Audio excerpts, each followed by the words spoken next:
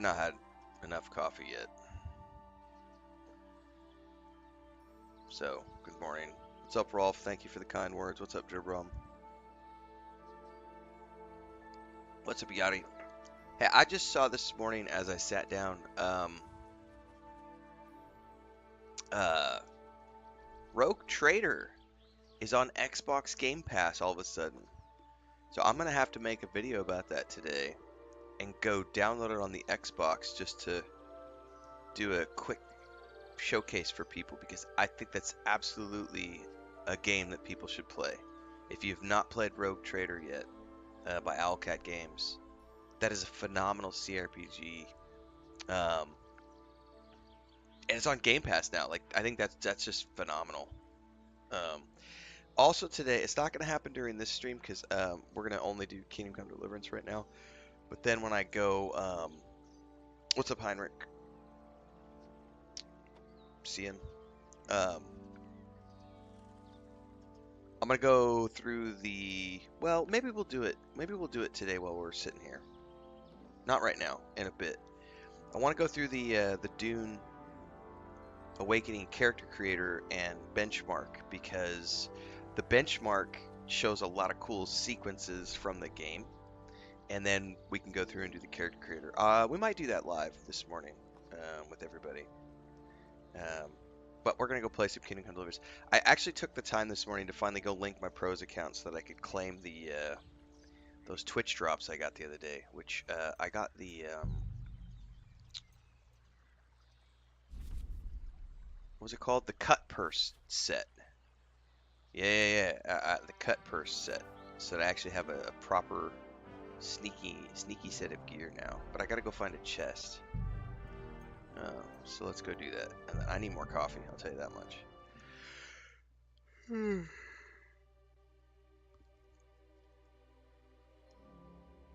Yeah, there's a lot going on, Heinrich, for sure. Also, to remind everybody as you're tuning in, Craw Poppy, what's up? Dre Dreamer, what's up? We're live on YouTube and Twitch right now, and if you want the Twitch drops, make sure to tune in on Twitch. Even if you're watching on YouTube right now, if you want Twitch drops for the game, make sure to follow along on Twitch while we're live so you can get your Twitch drops. I'm gonna go pick mine up right away because I've got that cut purse set.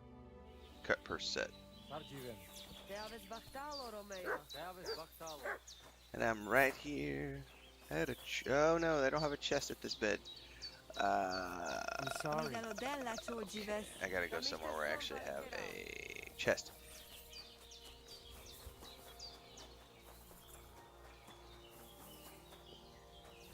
I apologize. You should apologize, lady.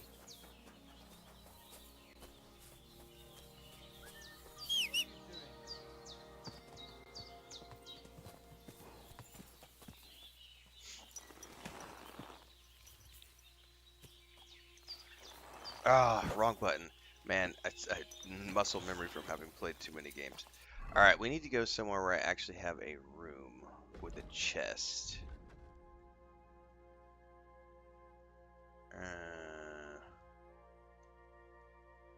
Do I have a room down here? No, that's the Samine Mill. I do, but I don't remember if there's a chest there. I know I have a chest up here, so let's go to the inn.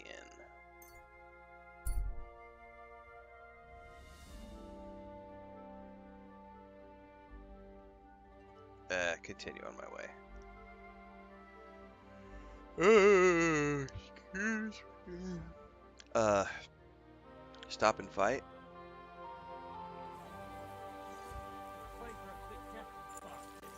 Alert! Alert! I wasn't. No! I'll beat you to a bloody halt, fucker.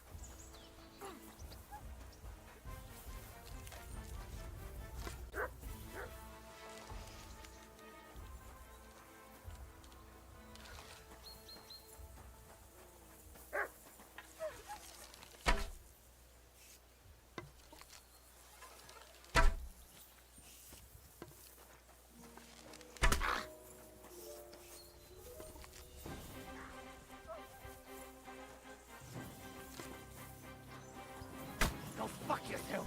Oh, fuck you. This guy's fast. Oh,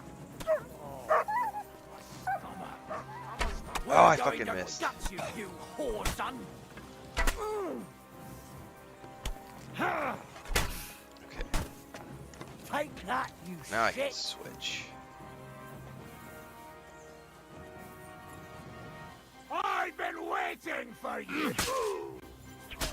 That's right. Christ. For God's will, dodge! No. That's right. I'll cut you like a pig. That's right, that poison is so effective. Love it.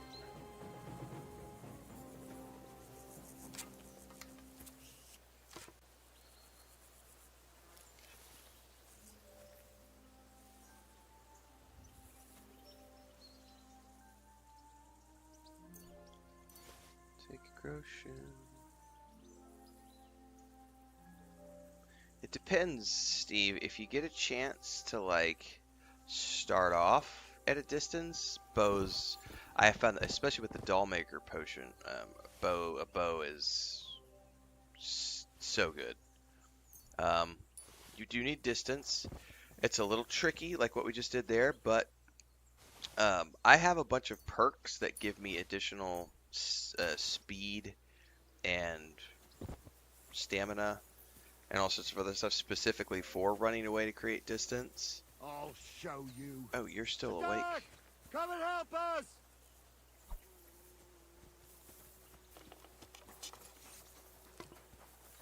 Ah! Mercy! And also, Spare me! this one I have right here, Ah!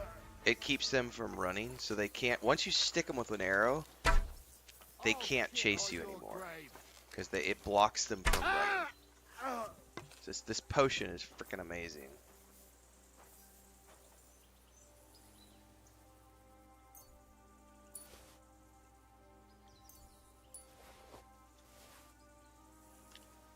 There may be some more up in here.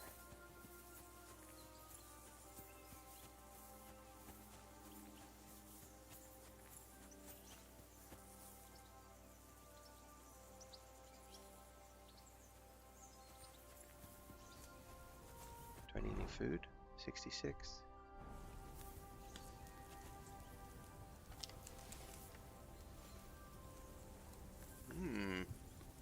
Free lentil soup.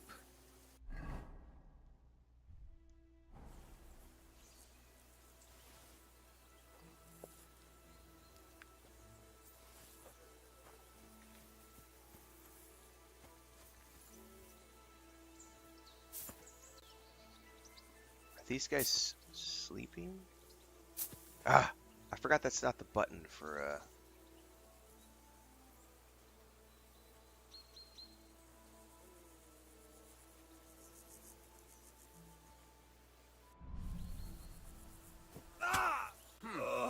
I'll kill you! No, Attack! you won't, because I'm gonna Everyone, run. Get over here!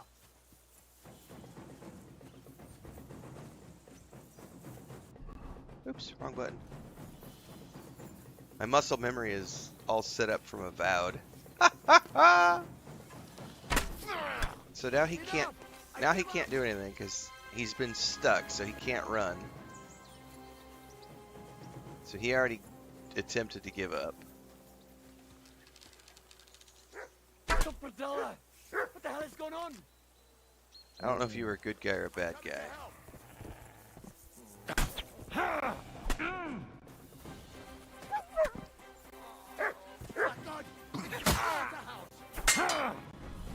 I'll beat you to a bloody pulp, fucker.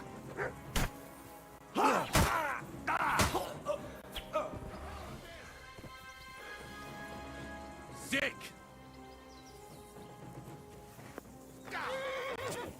Are you yanking my pizzle?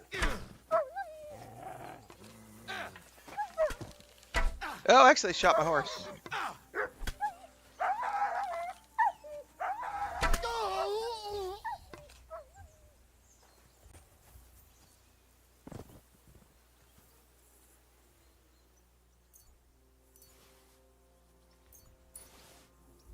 Yeah, arrows definitely bounce off armor. If you have guys with shields, you have to shoot them in the foot or the head.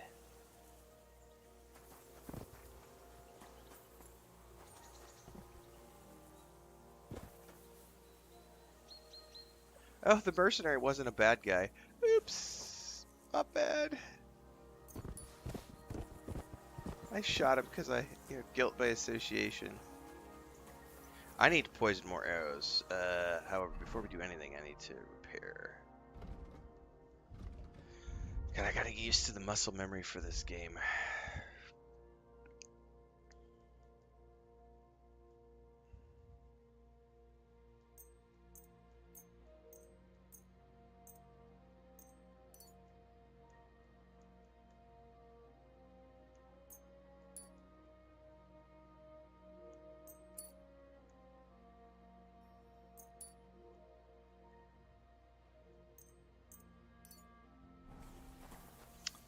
And I probably need to...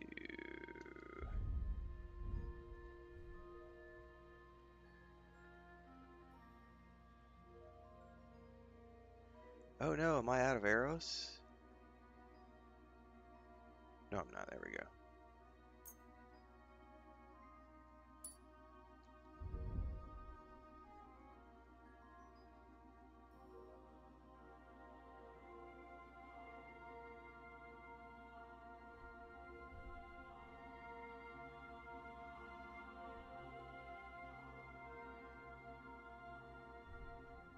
I guess I have to use that one final arrow before I can use the other one. Alright, I have a doll maker potion I can probably use. Not a doll maker, sorry. Weak marigold.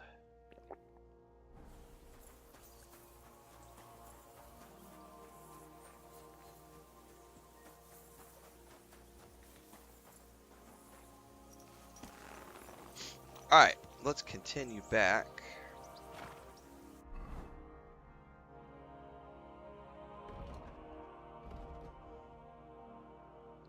I always head to the inn because I know I have a chest over here.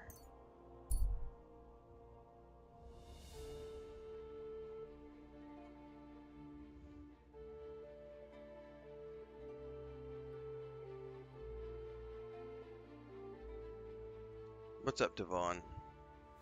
Yeah, I do like the UI is phenomenal for this game.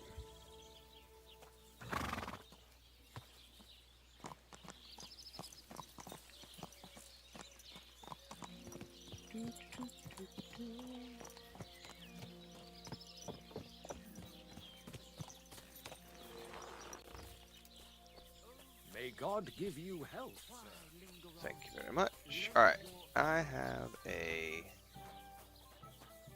permanent room at this inn.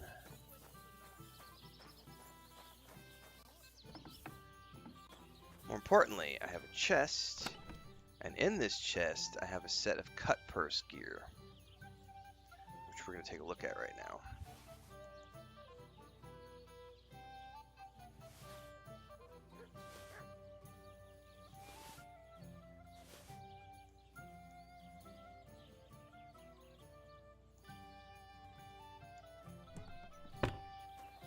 Now we're going to prop on over to my other set that I'd been wearing. This is the cut purse hood.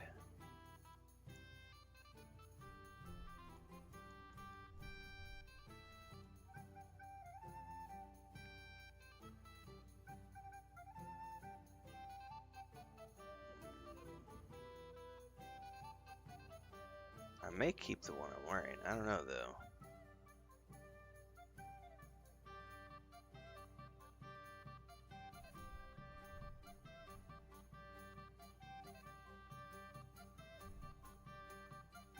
Yeah, see that embroidered shirt? This gives me more protection. But the other one's way more sneaky. Cut purses, gloves.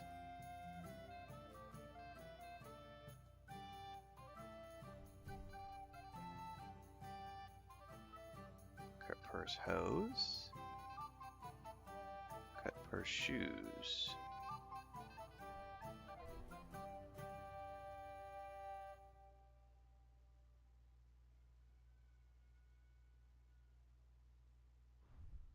Alright, so that's the cut purse set that I got from my Twitch drops. It looks proper. The stats are not quite as good as what I had in terms of like sneakiness, because I'm pretty sure this shirt, it drops my noise and visibility way down, but I do lose like the protection that I have with the Warhorse per point, which is nice if I actually do get in any trouble. I have a little more protection, but this drops me way down. No, the stuff that right there, that set is only a Twitch drop set.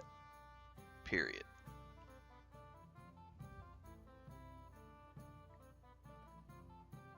Ooh, I have points to spend.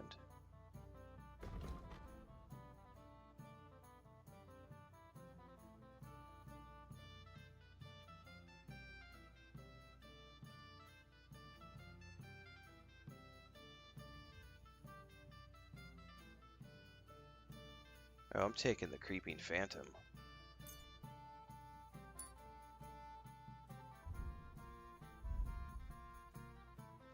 Oh, I think this is the last point in Houndsmaster. Yep. I've maxed out the Houndmaster line.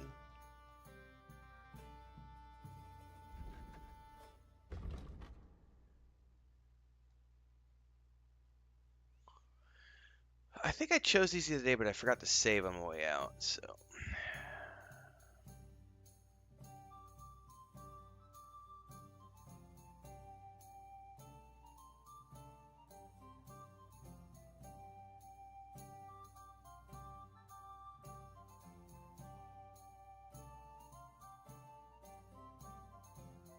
Don't really care about any of these.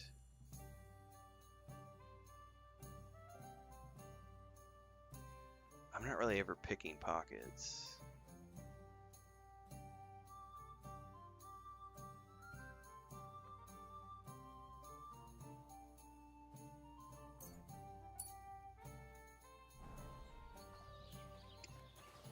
Alright, let's go ahead and...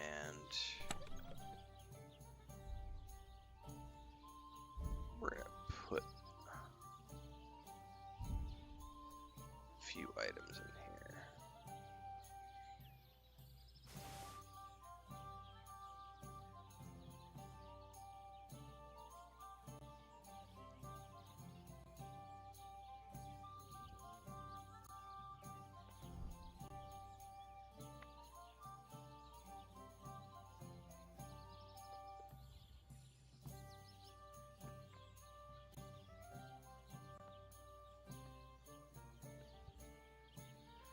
I kind of like all of these.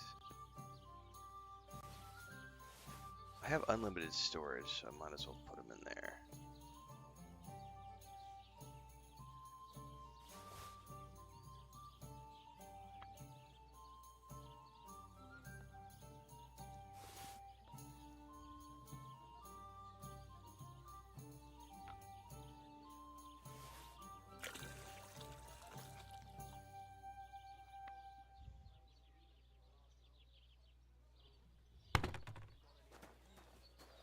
Okay.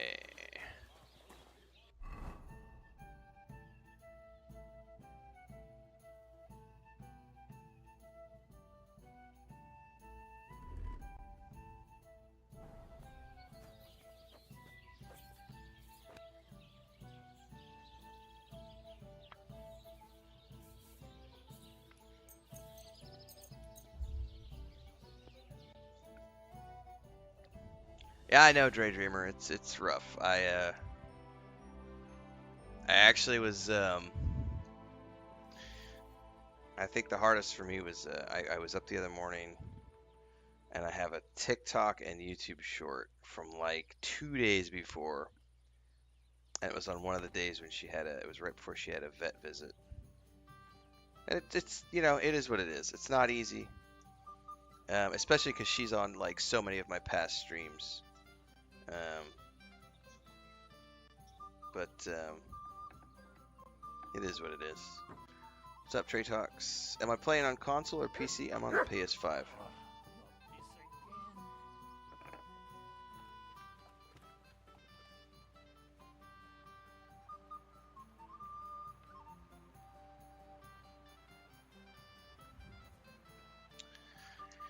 kitty cats and dogs and things are with us. My brother had to put his dog down a few days after Pippin got put down. They almost lost. My brother almost lost. They have a 20, I think he's 22, 21-year-old horse. Grebe Games, we don't do that here on my channel. You might be new. You're asking that over on Twitch this morning. So Grebe Games asked, out of this and Avowed, what takes your interest more? I get asked this every single day. What game do you like more? Which game is better? I don't play that game. That's not how I work. So for me, I play games for fun. Every game is fun. Every game has its own reasons for being fun. Every game has its own pros and cons. Every game deserves to be explored. So there is no game that is more interesting to me or more fun than another game. The only people who do that are the people who like to create rage bait content on YouTube and streams. Like, oh, this game deserves to have this, that, or the other because I liked it in this other game. I don't want my games to be the same. I want all my games to be different. Otherwise, why play different games? I would just only play World of Warcraft if I only ever wanted to play one thing. I play lots of different games. So the people who want to watch me play Avowed, there's the Avowed streams. My Avowed review, actually, the final review for Avowed is coming out in about 3 hours. I've also done reviews for this game, and I'm playing this game. I've also played, there's 7,400 videos on my YouTube channel over the past 4 years, essentially. 3 years full-time, and yeah. So, I like all games. That's the easiest answer I can give, because I don't want to get into the bushes of, like, you know. For me, I've known about Obsidian Entertainment for like I've been playing their games since they existed as a company, which was 2003. I've played every game they've released. So as a company, I've known about Obsidian way longer, so they have my brand loyalty. So I will always play their games. Warhorse, this is only their second game. They've got 20 years of catch-up to do in terms of earning the same level of brand loyalty from me. They both make phenomenal games. So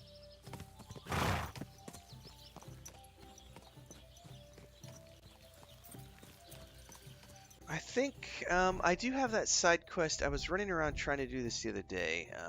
The quest for to make the saber, and then I didn't do a hard save on the way out. But I was over in I was going to try to find hides, which let's go see if I can find hides. I thought the tanner would have them. I couldn't buy anything from the tanner.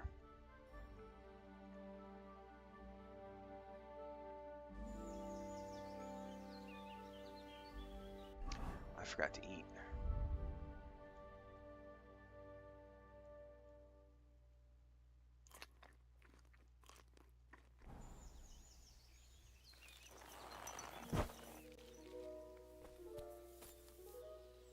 God be with you. And with you. How about taking a break? Rest those legs and try your wits instead. Come on, don't be shy. I won't bite. That's a relief. What were you going to offer me? Curiosity killed the cat. No shame in that, though. They call me Barley. You're a drifter. You just wander the world. Exactly. Never a dull day so far. You have a peculiar name. If I were ordinary, well, that's just another way of saying boring. And boring's not for me. So I wander the roads collecting my riddles, and if I meet anyone I find interesting, I'll happily work a riddle on them. A riddle? Very well. Let's hear it. Now, listen carefully. What belongs to you alone, but is used more often by others? Any idea? My pizzle! Ooh, my name or my money? My name. That's right! You have a learned head on those shoulders. The robes of a priest would suit you better than a sword. They really wouldn't, I assure you. More's the pity. But down to business. I have a proposition for you.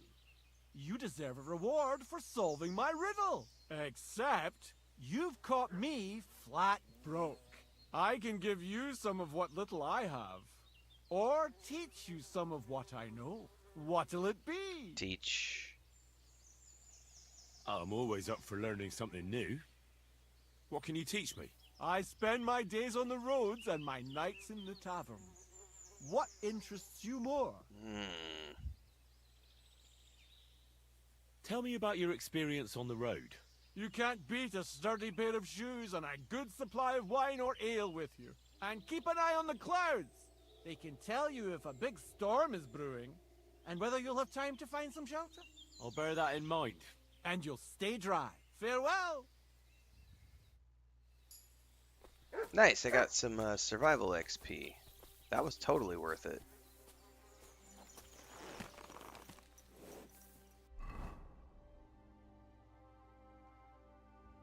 I gotta remember which game I'm playing. I've been playing so much Avowed that my muscle memory is all set up for that game, and I'm like, I don't remember how to control the map here.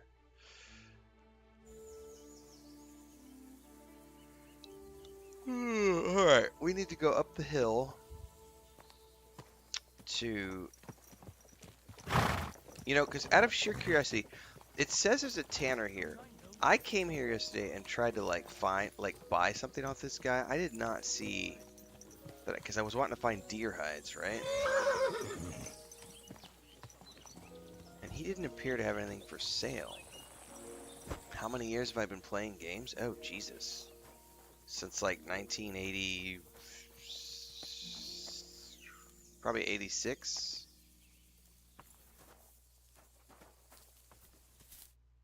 How can I be of service this morning? What do you have for sale? Oh, you trade with her, not her husband. Okay. Alright. She's got one deer skin. That's it? One deer skin? So I only get one shot at making that sword? Ugh.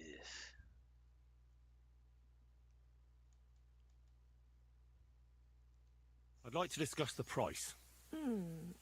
Very... Do we have a deal? Now that's nearly... Finally. I'm glad you found what you needed, sir. Let's go check if the kid up the road has some hides for sale. I think I can remember, it had to have been 86, 87, because it was whenever my grandmother bought a Nintendo Entertainment System for us. And shortly before that, that was my mom's mom. My dad's dad had always been an early adopter of technology. So he had an Apple computer in the early 80s, early 80s, mid 80s. And I remember he had a couple of games on his Apple. Can't remember what they were, but I can remember him showing me. But the first games I remember playing are Mario Brothers and Duck Hunt with my brother, because that's what came with the Nintendo, right? Was Mario Brothers and Duck Hunt. And then my dad's brother was getting into PC gaming, so my uncle, and I remember he was playing Zack McCracken and the Alien Mindbenders. It had to have been late 80s, right? And then my other uncle was playing, my other dad's other brother was playing the first King's Quest games, the first Space Quest games. So that got me into Sierra and LucasArts, and then as I got to be 10, 11, 12 years old, I started getting into all the LucasArts and Sierra point-and-click adventure games that were coming out in the late 80s, early 90s. And that's really when I started gaming, was with all of those Sierra and LucasArts games. Lose Your Suit Larry was fun, but I was a little too young to appreciate those when they were first coming out. I did get into them later on. I always liked Freddy Farkas Frontier Pharmacist more, and that was the same creative team essentially as Lose Your Suit Larry. I never did like the Police Quest series, but I did like Space Quest, Quest for Glory, King's Quest. Those games were awesome. Then on the Sierra side, like Sam and Max, Hit the Road, that was amazing. Full Throttle, which by the way, if you've not played the Double Fine, just did a remastered remake edition of a remaster of Full Throttle a few years back. It's so good. It's on Game Pass actually. The Dig from LucasArts is fucking amazing. Gabriel Knight Sins of the Father is a phenomenal early, adventure game. Those are all like the early things I was playing. All right, where is the sun?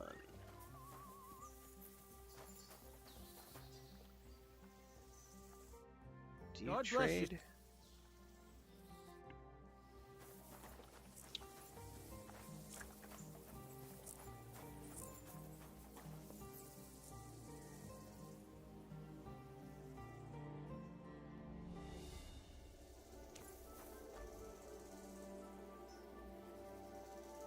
I wonder why the sun isn't out here. Oh, he's over here for some odd reason. Oh, never mind. I was looking at the wrong building. He's over here because this is where My he does his humble art respect. stuff. How can I help you today, friend? Do you have any? I'll have a look at the knives? wares.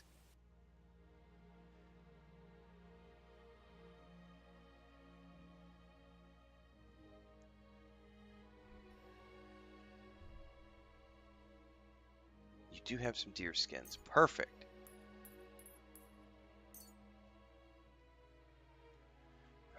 I'm gonna go ahead and buy some.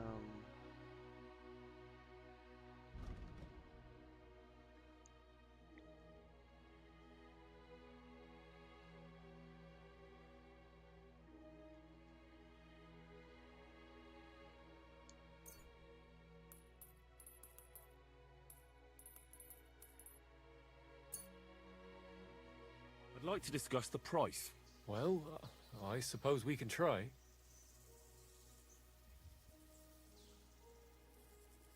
What would you say to this? That's more like it. Just a bit more, and we can shake hands. Aye, you'll convince me with that price. I think my favorite Glad you game from found that what you were era. looking for, sir. I really loved Quest for Glory 1. Quest for Glory 1 was like the first game that really sunk its teeth into me as a point and click because you could play as a fighter, mage, or a thief, right? And then, through hundreds of hours of play, like learning that the thief was the best character to make because the thief character could actually learn every skill in the game. So you would start off as a thief, put a point into magic, put 1 point into everything, and then you would just go grind your skills. And you could level up every single skill in the game as a thief, and then port your character to the second game, and you would have a really cool base character. And that was also the first series where you could port a character from game to game. So you could take a character from 1, port him into number 2, port him into number 3, and then I remember when Quest for Glory 4 came out, that was right when everybody was getting into like doing voiceovers for games, and so like John Rhys Davies did all this narration for Quest for Glory 4, and it just blew my mind. And then like when the Dig came out and the Dig was fully voiced and it was like this Steven Spielberg adventure game set in space, I was like, oh my god. I have a series here on YouTube. I have not updated the series for a while, but before I was streaming full time, I used to do the matter of fact, the first videos I ever put on this channel were point and click adventure game videos. I played Quest for Glory 1. And I think I put some videos, like these are some of the first videos I put on this channel, like Quest for Glory 1 and Betrayal at Krondor. And then but I have a series, which I have not updated, called Point and Click Classics, I think is what it's called. I have not updated it in a couple of years, but I went back and played like The Dig, Gabriel Knight Sins of the Father, Indiana Jones and the Fate of Atlantis. I think the last game I played in that series was Indiana Jones and the Fate of Atlantis, probably like 2 years ago. But yeah. I miss the Sierra games and Lucasfilms games, LucasArts games, excuse me, from the 90s. There was a period of really, it was a period of innovation in video games that, because everybody was moving from text-based games. Because, like, I know I've played Zork. I never really liked Zork, like the text-based adventure. I never really liked MUDs. Um, I did like the first. It was it was like Zork 4 or Zork 5 when they added. There was also a period in the 90s when they started doing like actors on green screens. And John Rhys Davies was in a Zork game, and I played that one as well. And he also was in like Wing Commander 3 and Wing Commander 4, which were fucking amazing. I played those on the original PlayStation. I remember the first game blew my mind. Wing Commander 3 with Malcolm McDowell, Mark Hamill, John Rhys Davies. Like the cast for Wing Commander 3 was just so stacked. Seventh Guest was good. Yeah, yeah. Maniac Mansion was okay. And I have played, so Laurie and Corey Cole, who did the Quest for Glory games, they have continued to make games in their elderly years. They had a successful Kickstarter run with a game they called Hero University, which was kind of like a throwback to the Quest for Glory games. It was not as good as the Quest for Glory games, but I do own it, and I did play it, and it was pretty fun. And they've still been sort of tinkering around on some new stuff, but and I know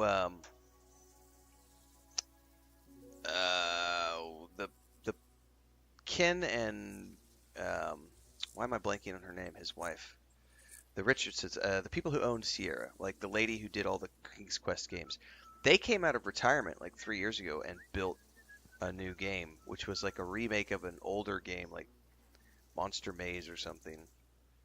And they formed a new company. They came out of it because they had been out, like they sold Sierra and like bought a yacht, bought like a small boat or a small yacht, whatever, and it had been out just traveling the world in their yacht for like 20 years. And then they came out of retirement and built a game in their 60s. Roberta Williamson, not Richardson, sorry. Ken and Roberta Williamson. Williams? Is it Williams? I think it's just Williams. I don't remember anymore. It's been too long. Anyway. Yes, I have been gaming for a long time. What do you need, my friend? It's Williams, yeah, Grumpy, thank you. I'd like to compete Yeah. at archery. I'm not surprised with I someone said who shoots Richardson, as then good as you Williamson. do. It's Williams, just Williams. What's it to be? Phantasmagoria, if you Longbow guys or remember crossbow? Phantasmagoria, I remember when Phantasmagoria came out and I think it's a good like day for a she longbow. took so much flack because she created Alright. like a horror So what do you sex feel up to? game, and Wanna she had been compete known with for like the beginners, King's Quest advanced games for all archers, those or years. masters? Nah, I'd rather not get ahead of myself. I'll try my luck again. Fine. Hang on. Yeah, here it is. Wait a while until... I'll get you. Oh, this is the bug. So we started an archery contest, and he gets in a fight with these guys. I don't know why this happens. This will happen occasionally when you start the archery contest. They'll show up and start attacking him. Useless.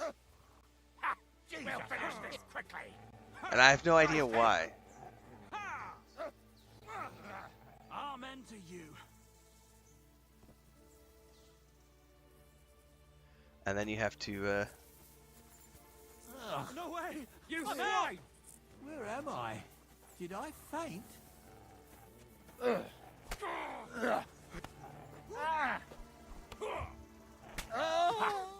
He was finished before he started. I have no idea. This happens every once in a while. I hope that's enough. Can we start another archery contest now, please?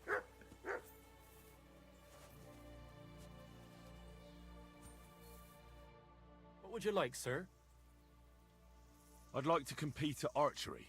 Again, I suppose... What's it to be? Bow. All right. Let's take the... Fine. Hang on. Yeah, here it is. Wait a while until I... Get set. Now! Well, I've done worse.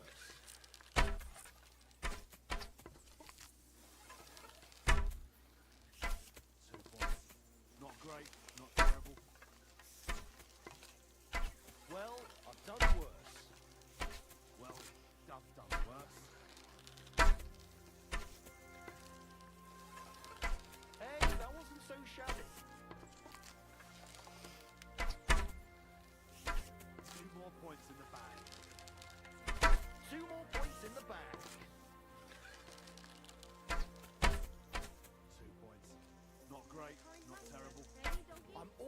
wins today.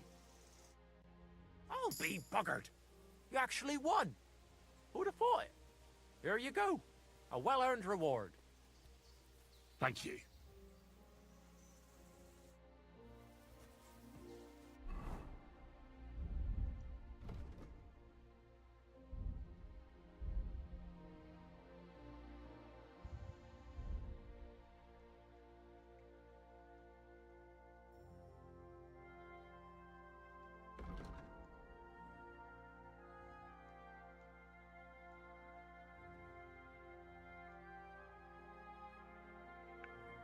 I don't care about gunshots.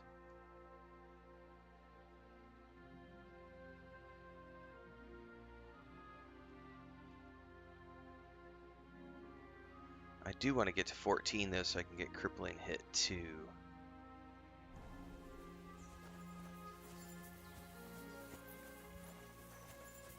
I'm sorry.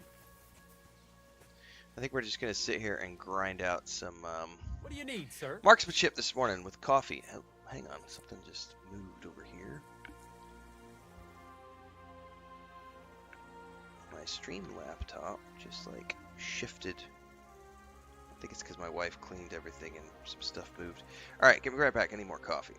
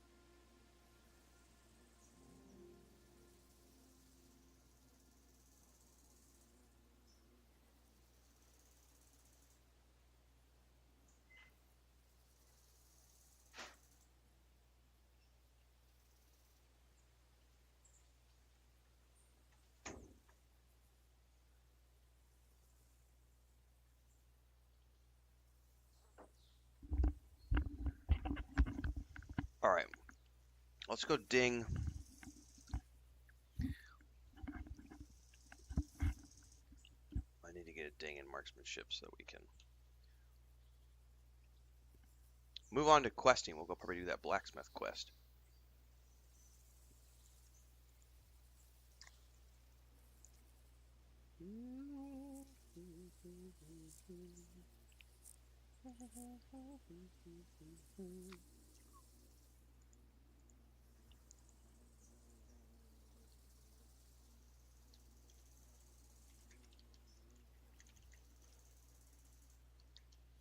There was also a game, I cannot remember what it was called, because I didn't actually own it, but I remember my uncle had it on my grandfather's computer.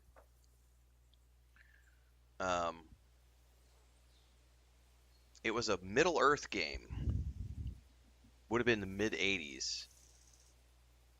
Actually, it might have been. No, it might have been early 90s.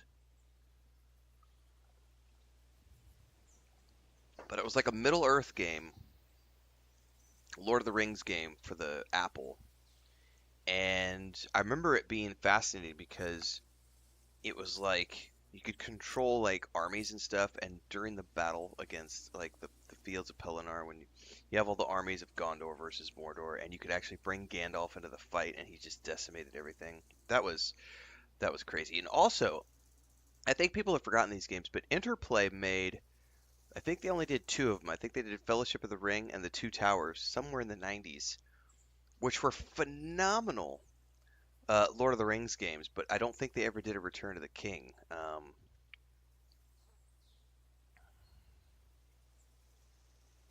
I'd like to compete at art. Okay. What's it to be? Do the longbow, Maybe- sir. All right. So Oh, I have Let's take the definitely good old forgotten middle road. Teresa. She's old. Find She's me some old experience. news. fine. I'm after Catherine Hang right on. now. Yeah, here it is. But Wait I've a still while yet until to I- actually... I've yet to tag and bag Catherine. Let him fly. Another 5 points. I can live with that. Slowly but surely. Sharp. Gotcha. Well, you'll have to do. Teresa's old news. I can live with that. Slowly but surely. I've got a chick in Gutenberg now. Moving up in the world. Shit, 2 points again. Fond memories of Teresa. 2 points. Not great. The little loft in the hay. But yeah, we're moving up in the world. Again. Nice. Few folks are such a good shot. You just Thanks. Alright, let's do it again. I'd like to okay. What's it to be? I think. All right. Let's take. Fine. Let's grind this out. Try Hang to on. get a ding. I'll see how much I have. Yeah, here it is. So, Wait a while until I get. You're a dead man. Oh, they're doing the attack thing. I told you, this is a weird bug that I've seen. Nice Just- hit.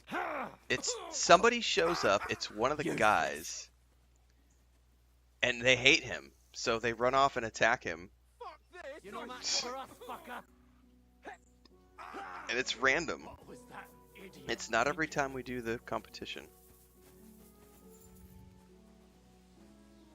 And it sucks because he takes my gold. You swine. Where am I? And I think it's always a charcoal burner. no one robbed me. No. He was finished before he started.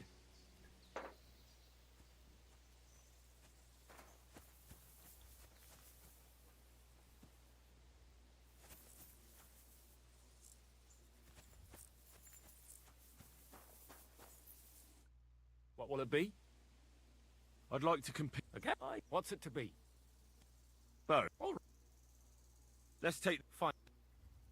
Hang on. Yeah. Wait. Get set. Let him fly. Gotcha. Pretty so-so.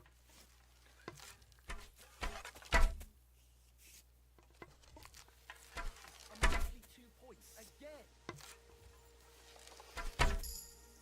I can live with that. Slowly but surely. I can live with that. Slowly but surely. Right in the bullseye. Shitty 2 points again. So what? In battle, it doesn't matter if you hit the heart or the gut. I can live with that. Slowly but Come on, let's get the ding. pretty so-so. Nice work, friend.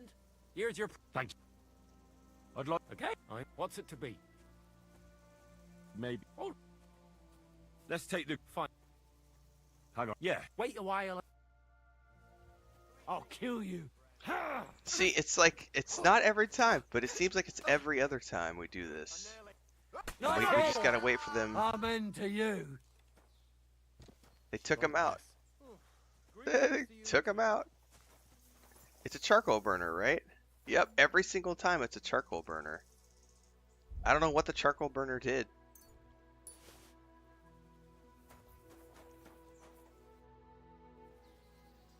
I'd like to compete. Okay. I suppose you. What's it to be? Longbow. We're a longbow. I think- All right. Experienced That's archers. fine. Here's your Hang on. money. Yeah. Wait a while until You're I. draining me 15 points. 15 coin, and then we get the bug. I lose my 15 groschen. It's all good. Shitty 2 points again. Oh, I went too high. I'm gonna lose this one because I screwed that shot up, Shitty 2 probably. points again.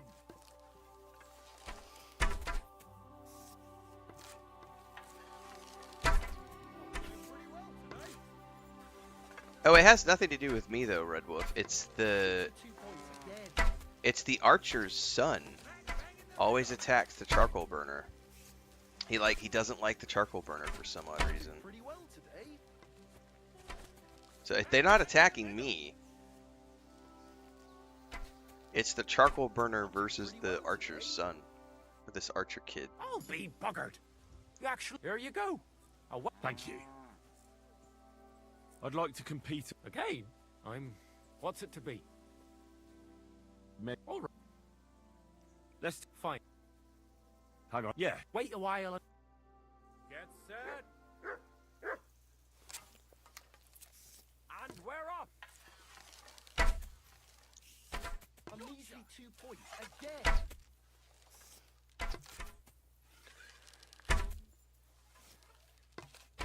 I can live with that. Slowly but surely.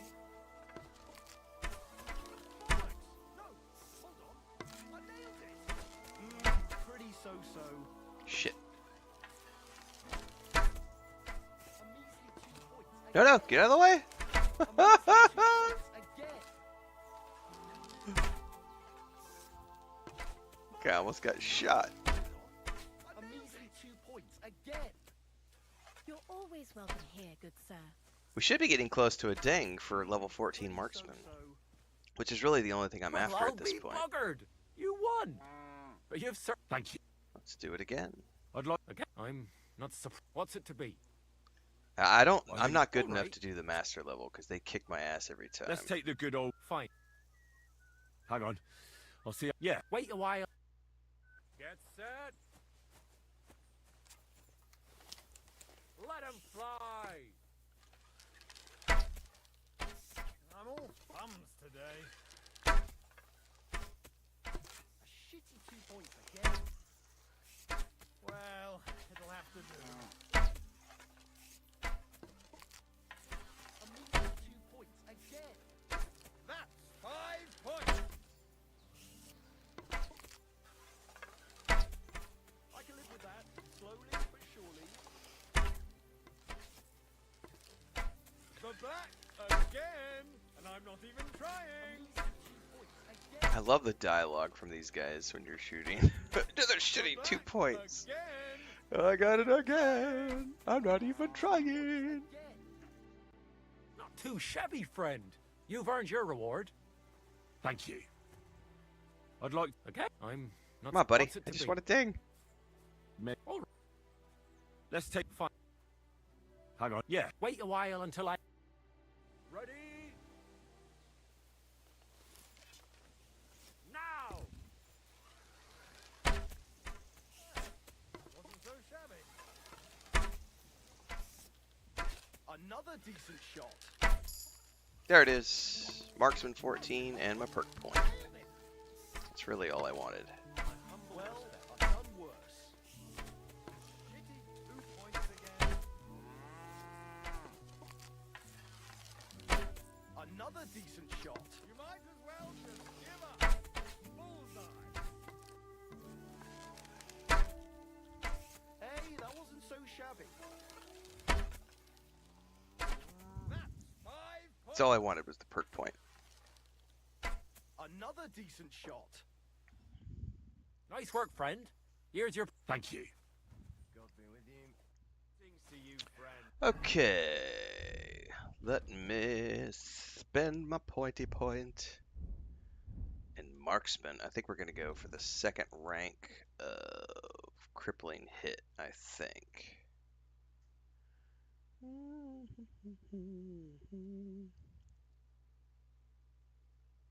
Nah, I definitely want crippling hit 2.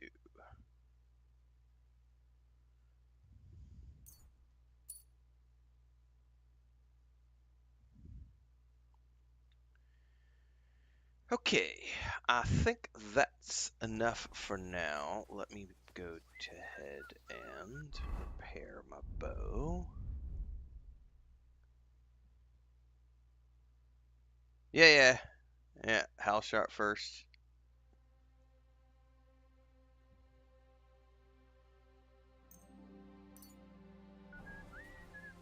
Alright. By the way, did this guy have any arrows on his body? No.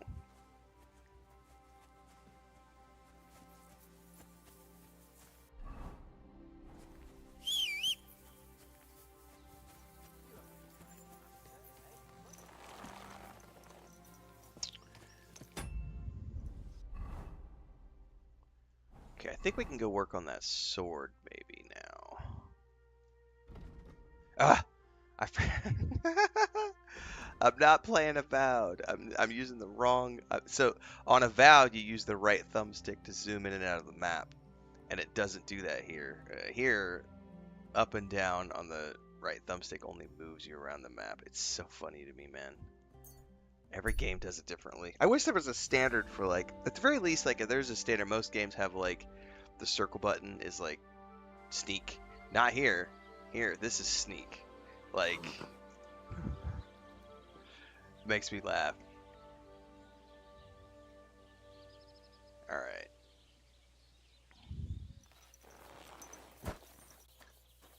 What do I need? You know what? I think I have a...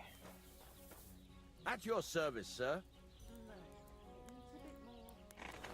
trade. I'm pretty sure I have a screenshot I took the other day of all the things I need. So I don't have to go look at the quest journal.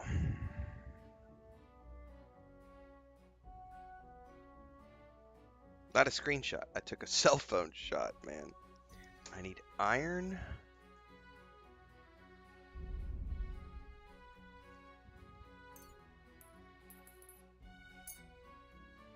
Charcoal water, which I already have. Copper fasting material.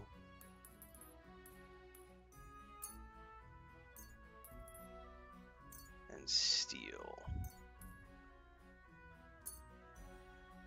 I'm glad you found what you were looking for. I still don't think I can use the bed because I think this is bugged for me. Oh! Oh shit, the door's not bugged for... No, hang on, wrong door. It is bugged. Never mind. I was like, wait, I can get it in my room. I cannot. My room is still bugged. However, I do think I have enough to make an attempt on this.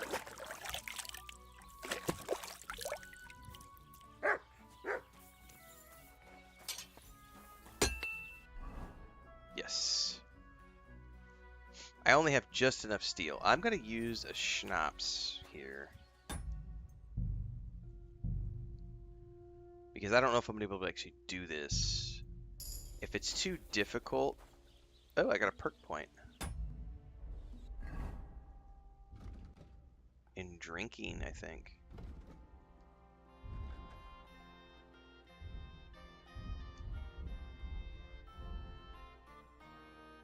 This is how little drinking I've done.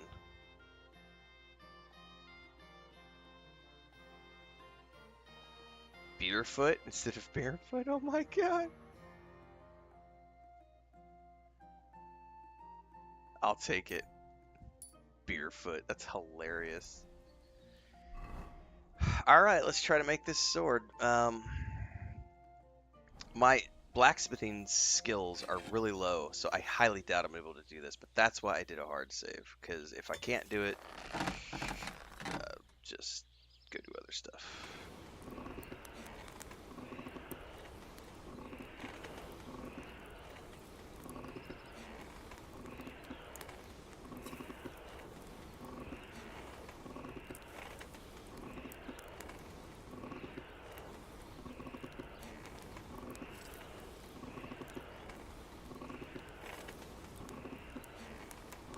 God, that's not good. No, I fucked it up. I already burned it.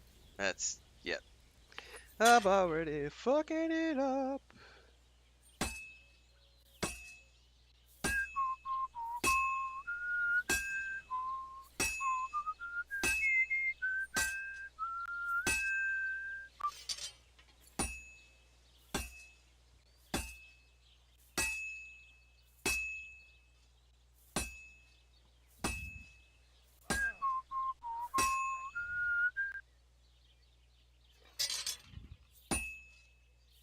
Had a dud hit right there.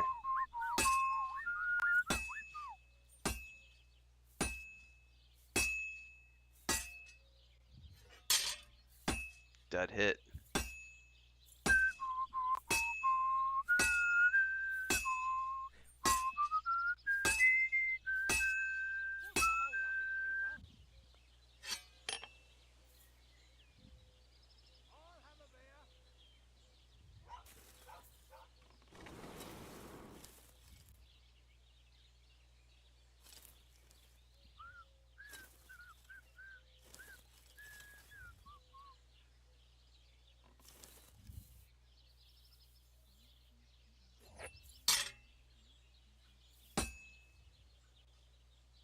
This is gonna take a while yet.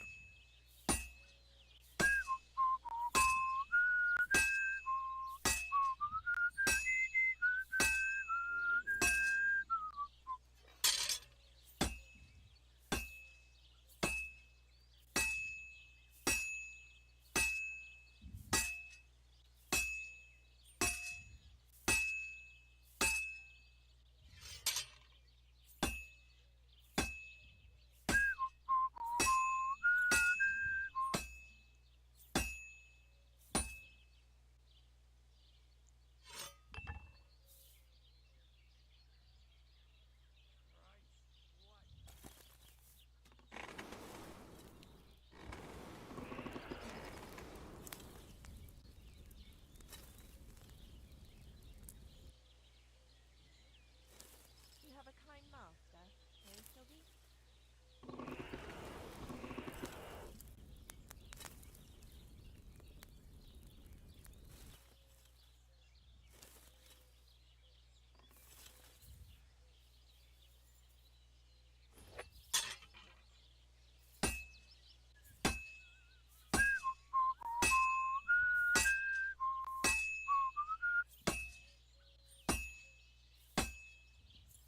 All finished. Oh, really? Okay. I did not expect to make that the first try.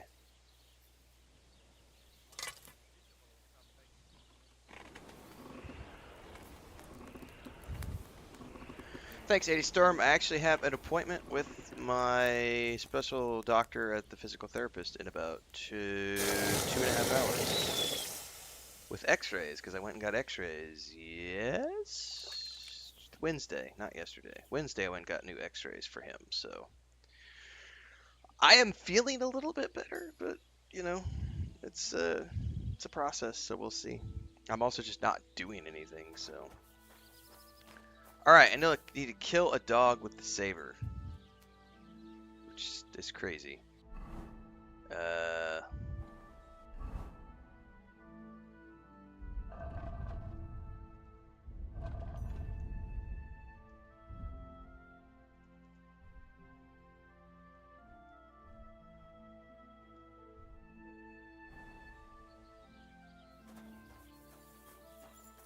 Yeah, I have no idea where I'm gonna find. Does it have to be a wild dog?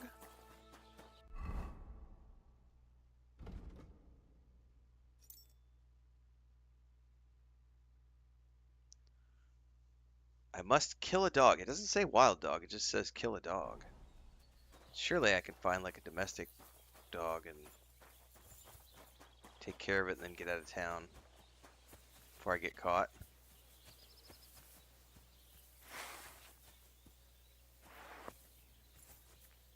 Yeah, I would have to go find some wolves.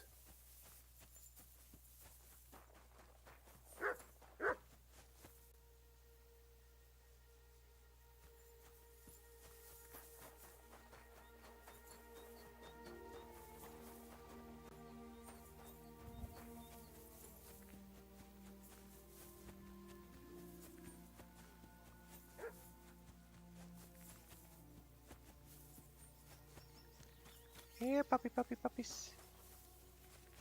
Here, puppies.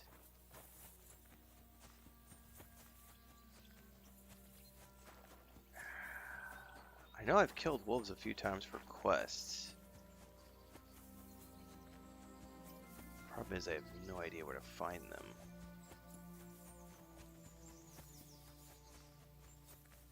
Just gonna run through here and see if I can find some wolves really quick. Probably gonna have to mount up and like...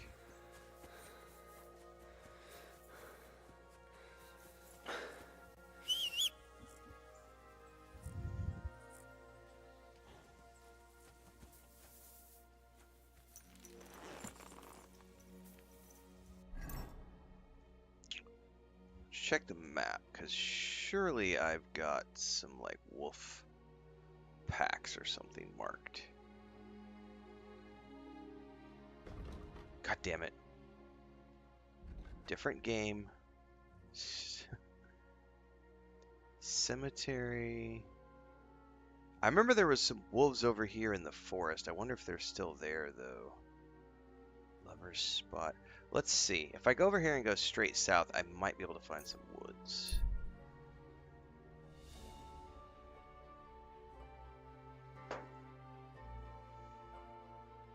Because I remember finding a bunch when I was over here looking for those sheep, or that one sheep for the sheep herder. Problem is I don't know if they're still gonna be here. Wow, okay.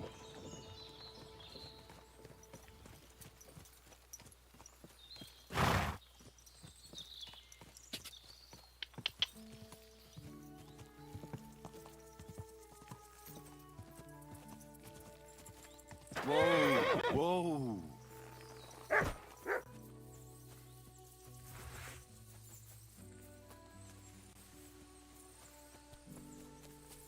Alright, let's go see if I can find some wolves in here.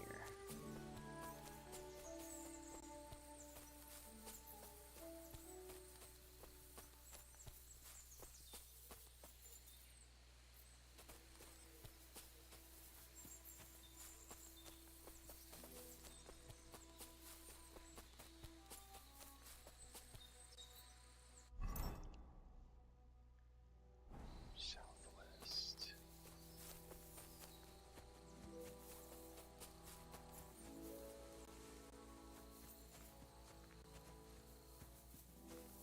I wonder if the wolves respawn, because I definitely killed wolves in this woods before. My question is whether or not the wolves are going to come back.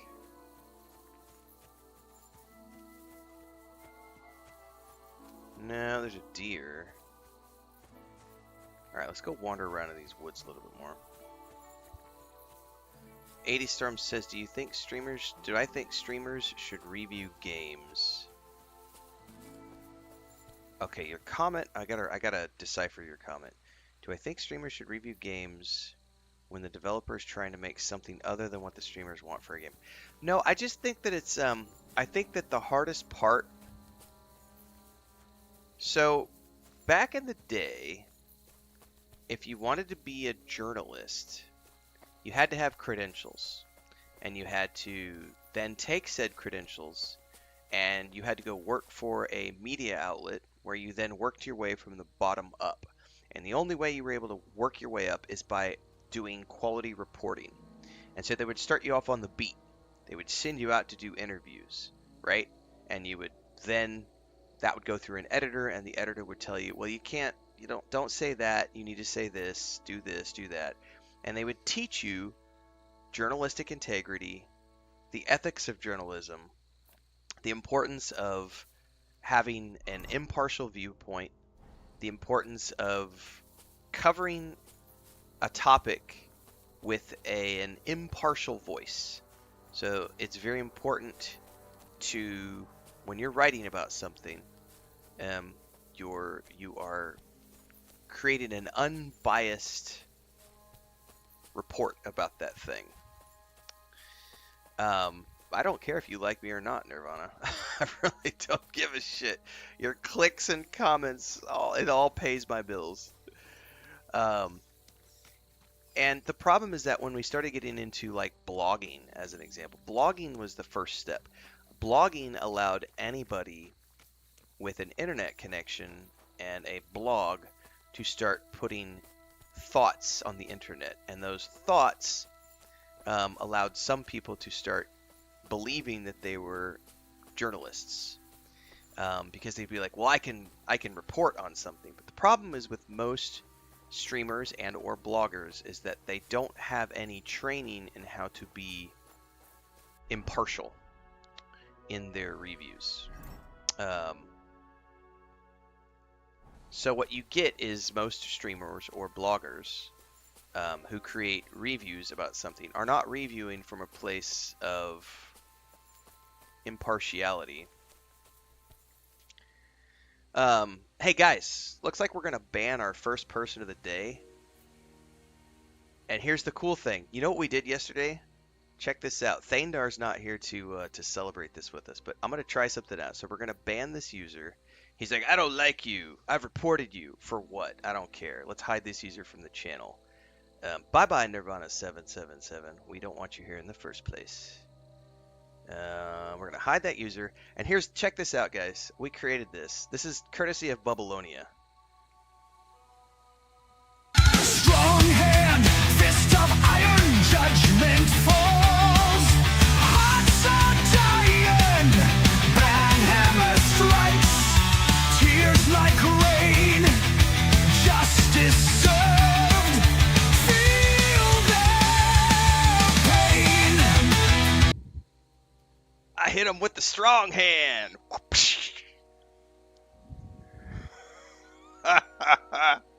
We now have, and I got to give a shout out to Babylonia. Shout out to Babylonia when he's here in chat later. He was the one who provided me with this song, right? He was like, use this however you want, and so I clipped that last night and put some lyrics to it, and put the not lyrics. I put the subtitles on it. So at the very least, for the moment, we now have a Banhammer little clip. Banned! I love it. So shout out to Babylonia when you guys see him later on today.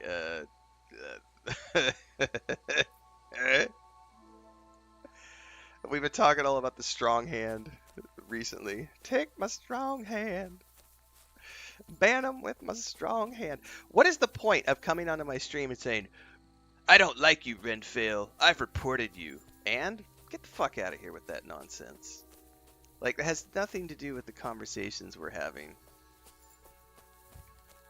So stupid.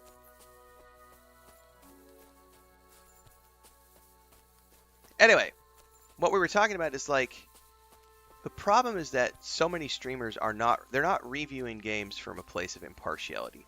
They're reviewing games from a place of, I don't like the game because I have feelings. And feelings should not be entering into the picture when you're leaving a review of something. You need to be impartial about your review. It's hard to do. I'm just as guilty of it as the next person. But I think the difference is being like, I love the writing in this game. It makes me feel a certain way versus... Should go back. Oh, is this like the edge of the map? I think it is. Versus, I don't like what the developer is doing here because I wanted the game to be different. You're not... The moment you start talking about things like that, you're not actually reviewing the game for what it is. You're reviewing the game for what you want it to be, and that's the distinction that you have to make. There's nothing wrong with having your feelings be involved, and as long as you can create, you know, an impartial take on things. But the moment you start reviewing things from a place of, this is what I wanted it to be, versus this is what it is, I think that's the...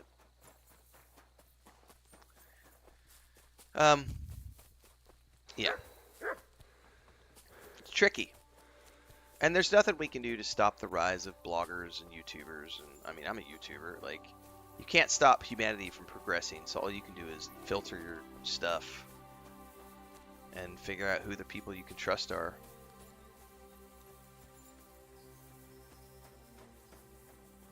I think it's also important to have multiple sources that you can pay attention to, because everybody might have a different way of looking at things that is valuable to you as a consumer.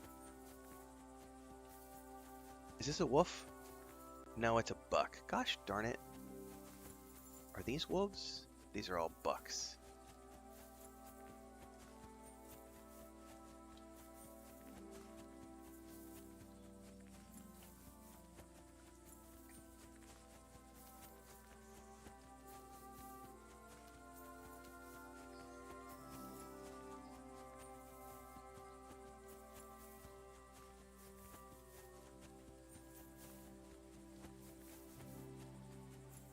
Well, I'm not seeing any wolves here.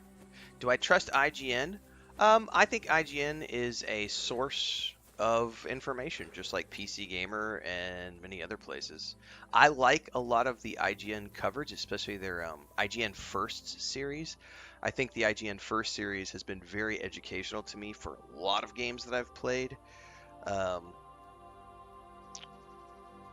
I don't listen to their reviews. So like when they do something like a game, they give a game a score, I don't pay attention to that because I rarely ever base my opinion off of games based on what other people are reviewing it as. I have my own thought process for that. But in terms of coverage of games, I absolutely love IGN. Like the IGN First series, phenomenal. Like they did a first series for Kingdom Come Deliverance leading up to the game being launched, and so we got like a month of coverage of Kingdom Come Deliverance that were exclusive to IGN, and those are not reviews. Those are just, you know, dev diaries essentially with the developers. So that part of IGN I really like. Their review process, the problem I find is that with any review source, a good example of this would be, I think it was Eurogamer. Like the person who reviewed this game was obviously extremely biased against Warhorse Studios, and so their review reflected that.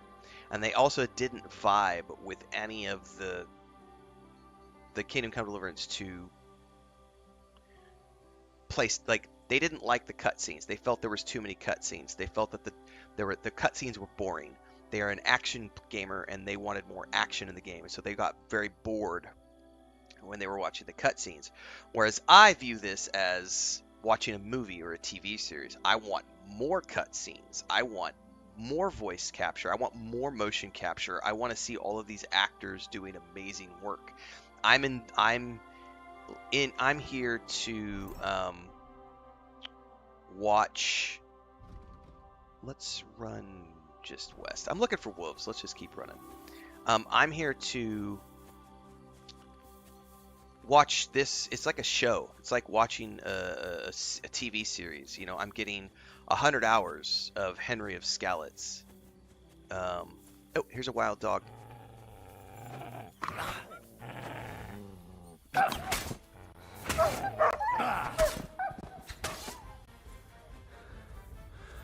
Got it. Okay.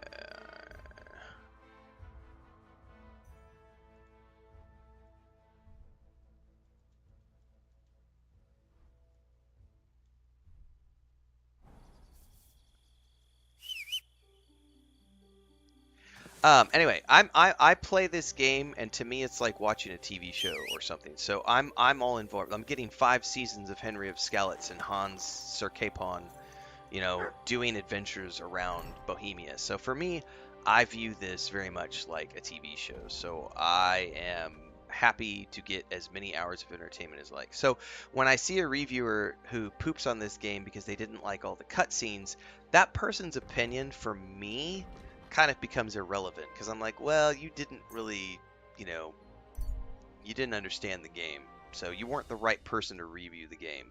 I do think that that's a good point. 80 Storm, I think IGN or any journalistic outlet, I think if they can't have impartial people, they'd have multiple people. It would be good to have multiple people reviewing a title and they do an aggregate score based on like the 5 reviewers. I think that would be a better way to do it.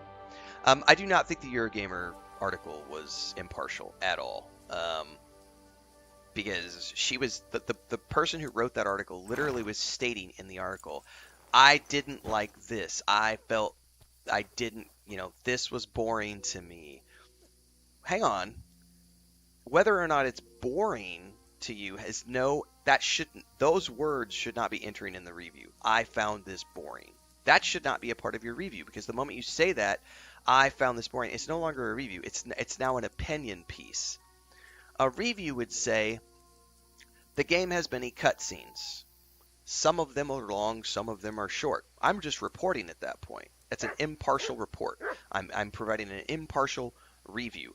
There are many cutscenes in the game, some of them long, some of them short, with actors from all around the world. That's the impartial version. When the moment you say, I didn't like the cutscenes, I found the cutscenes boring, you have now taken your review from a review and it's now an opinion piece. It's no longer an impartial. Yeah, you've lost your impartiality at that point. So those are the types of things when I'm watching or reading something, when I start seeing opinions crop up. It's like people who got upset with Baldur's Gate 3, and when they did their reviews, they were like, the game had a sex scene between a bear and something. Or when people try to say this game, they try to base their entire opinion upon the fact that you can romance Hans as Henry. Oh, there's an optional same-sex romance in this game.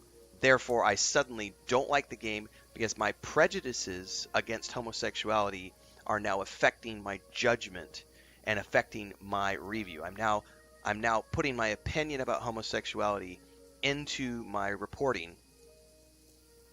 And I don't like the game now because of an optional thing. And it doesn't matter that the player is the one controlling the buttons and the player is the one deciding whether... My Henry is not homosexual. My Henry is heterosexual. My Henry loves to visit bathhouses. I'm pursuing Catherine. I love big-tittied medieval bitches. Like, that's my Henry. Your Henry might like Sir Hans. Go for it. That's totally on you. But if you as a reviewer are upset that that's in the game and you can't get around the fact that that's in the game and you try to make these comments about how, oh, the game is promoting same sex, all this other stuff, now that's those are your prejudices. You're no longer reviewing the game. You're giving us a diatribe on why you don't like gays, and that doesn't have any place in the review system because you're not reviewing the game at that point. I don't care if you don't like cutscenes. That's not relevant to the review.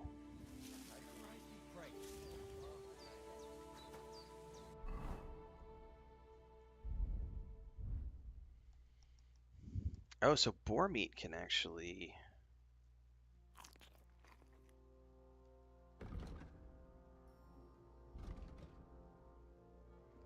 go bad, whereas dried meat... So smoked meat can go bad.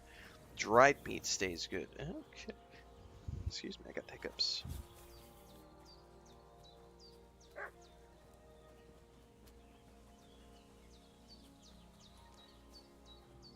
Yeah, I often hit mud by accident, by the way.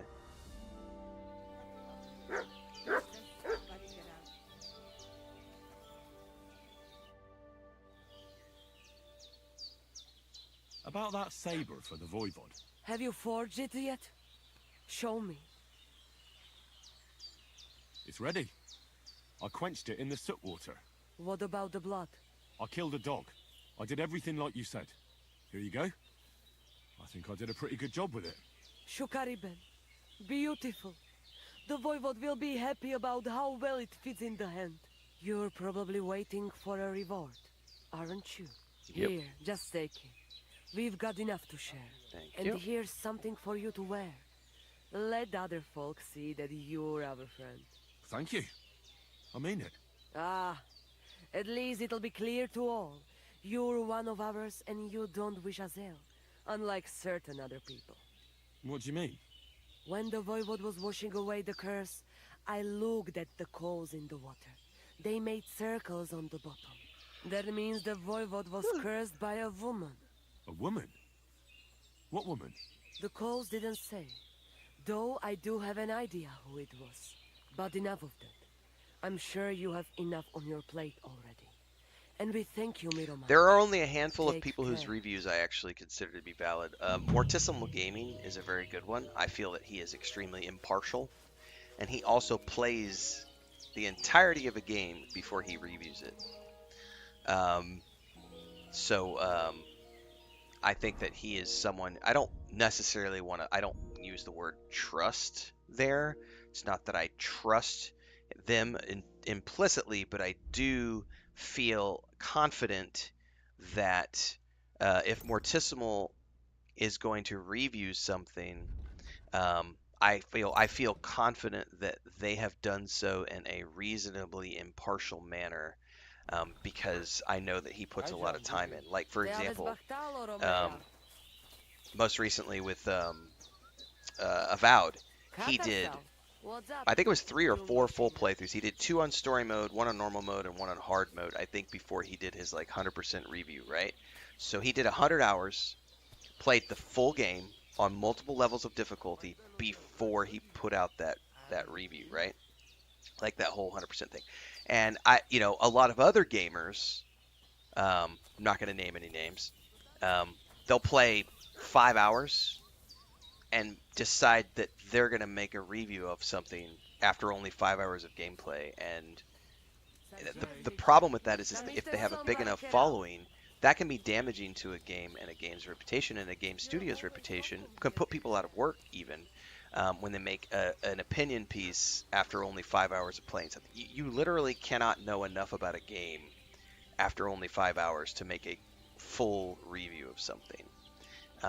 Especially if you're talking about a 150-hour game, you're just scratching the surface. That's why I do a 3-step review process, and I'm totally tooting my own horn right now, absolutely. So I do an early thoughts piece after my first stream. So usually after 3 to 5 hours of playing a game, I do my early thoughts. Those are my initial thoughts on the game. Then after about 20 to 25 hours, I do an initial review, further thoughts based on an additional 20 hours of gameplay. And then after I've finished the game, I do a final review, which is based on additional thoughts after having played the totality of whatever game it is that I'm playing. And along the way, talking about things like, did the studio do any patches? Did they fix any of these issues? Did I find any other issues? Were there things that cropped up? Were there late game bugs? Baldur's Gate 3 was a great example of late game bugs. The game launched, Act 1, very smooth because it had 3 years of early access. Act 2, little buggy. Act 3 was a hot, reeky, stinky mess. If you got to Act 3 before they had a chance to do patches. The performance was off. I remember the worst was like when I got to the city, every time I would drink a health potion, my game would just all of a sudden the frame rates would drop into the single digits. And when the VFX was going off of my character drinking a potion, the game would just start stuttering hardcore because they had a performance issue with the drinking animation for drinking potions. I had cutscenes airing out of order in Act 2 and Act 3. But yet Act 3 was flawless because they had 3 years of early access. So, you know, if you've only played the first 5 hours of something, you can't know. You just can't know. On that note, I need a quick bio, and then we are going to come back and continue.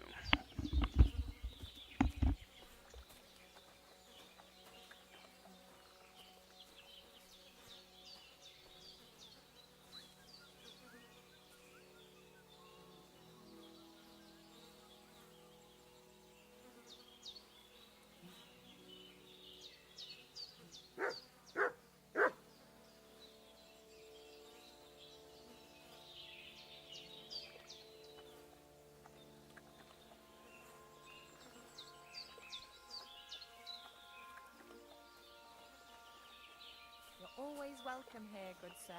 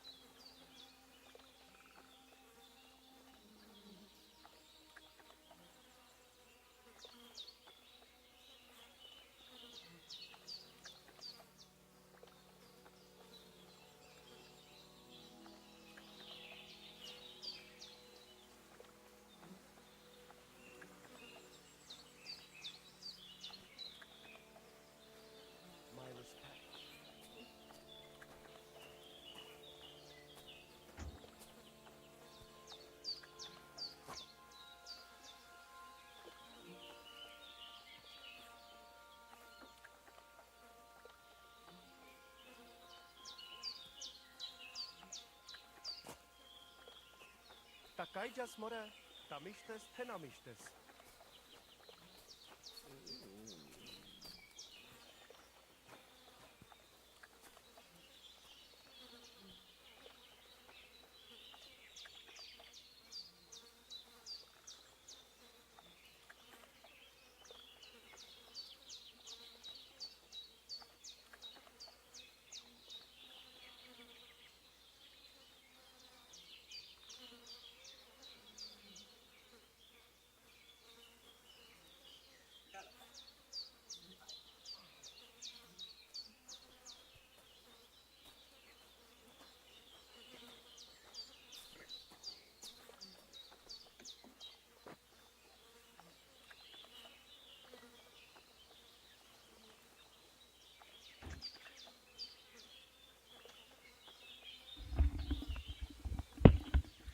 Leia is not a lap cat. She does not like to be picked up very much. She loves to snuggle, but only when she's on her bed or if she's on the bed with us. Like, she has a little. She was like, I literally sat down with my coffee and then I hear meow meow. She was at the back door.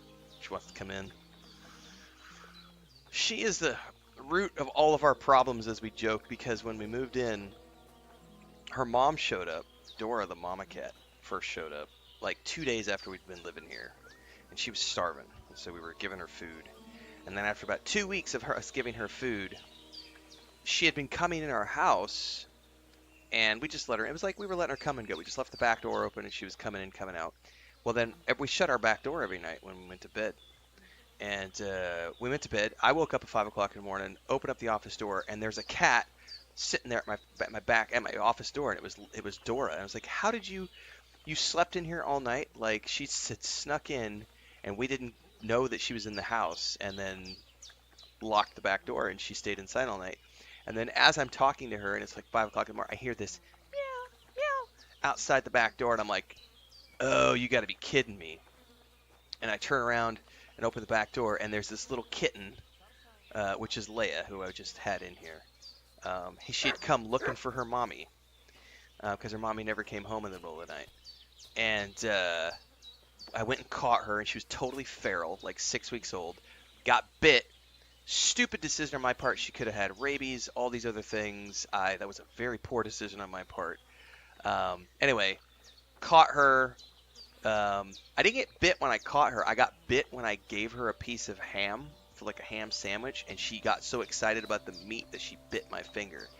And then so we were feeding her, and it was like, well, I guess, we're gonna domesticate this kitten. And then like a couple hours later, Dora wanted to go out into the woods, and I thought she was just going to the bathroom, so she went out. And then I'll never forget this, because I came out of my office and I happened to catch the sight of Dora at the edge of the backyard coming.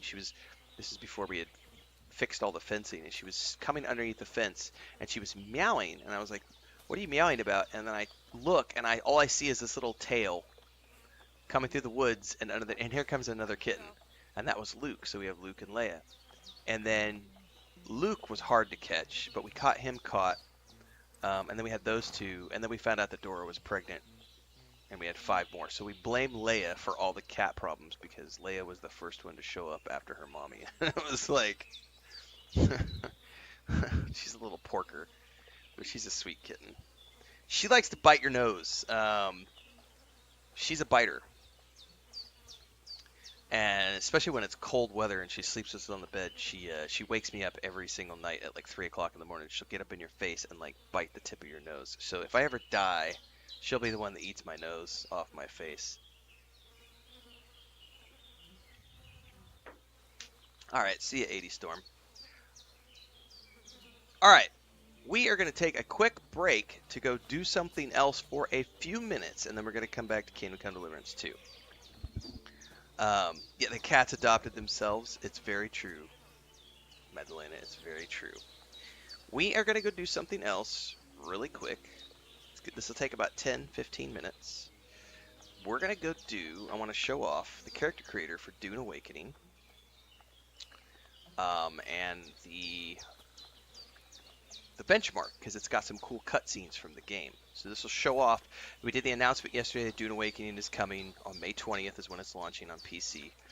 I am in the closed beta for that, so I've been producing some content around it. I want to show this off to you guys because it is pretty cool. I can answer some questions if you guys have questions. The character creator and the benchmark are out right now, so you can go onto their Steam page, download these, and run these. If you do, you get some special in-game skins and some other stuff. But I gotta hang on. I gotta pull the other keyboard over here. There's some stuff I have to do to get all this set up. So hang on a minute.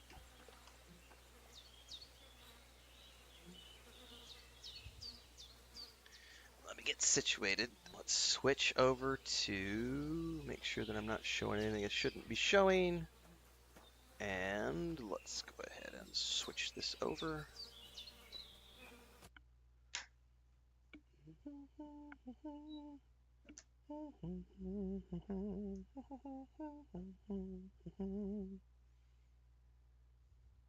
All right, we have opened up the gaming PC. So this is the Dune Awakening character creator and benchmark mode. Let's go ahead and get this opened.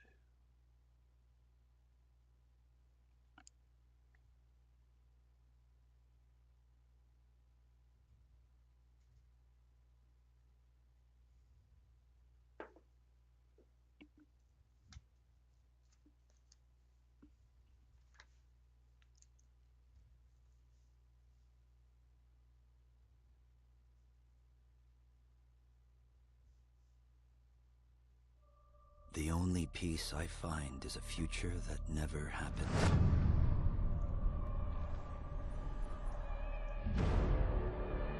One where I, Paul Atreides, was never born. I created the future until it created me. But I see a narrow way. The path that might have been. What if my mother had obeyed her orders and given birth to a girl? Everything would change. Dr. Yue exposed before his betrayal. A world where my father lives. House Atreides surviving the Battle of Arrakeen.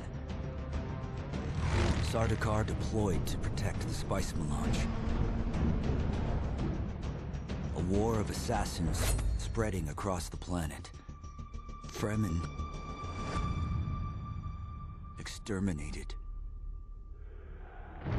No Muad'Dib. No Lisan al-Gaib. No Kwisatz Haderach. All of my visions lead to horror. Except for this one. This one leads to you. So that trailer, one of the things I love about that trailer is we've established that we're not following the book lore. And I think that's very important here because in the books, Paul had many visions of potential futures, and this is one of the potential futures that he saw, which leads to what Dune Awakening is. It's a possible future that allows us to explore an alternative timeline while still staying true to what is Arrakis and etc. Heinrich says I'm on the second book now. Nice. I just finished up. I read the first two. I'm on Dune Messiah right now, which I have not read those in 20 years. Excuse me. So here's what you guys need to know.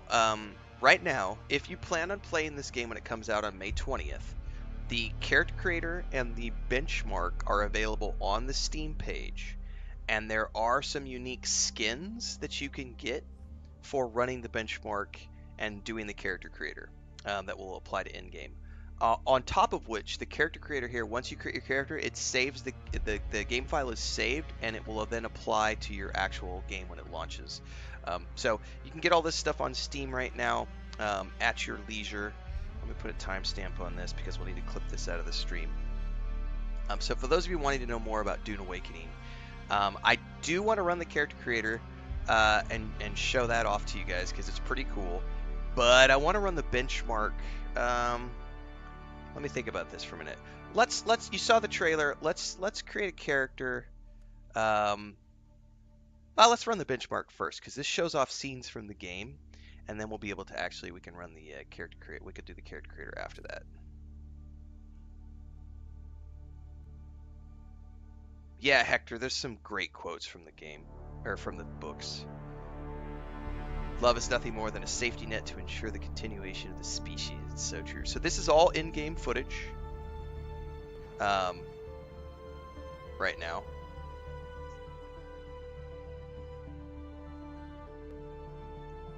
I forgot to check the settings before I ran this. Because I tweaked some settings last night.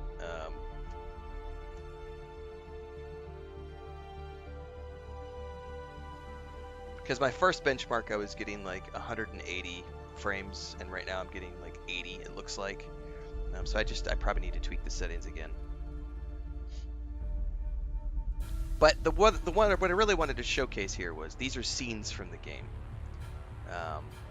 So this is actual gameplay footage for those of you who want to know what does Dune Awakening look like beyond the cinematic trailers and everything else.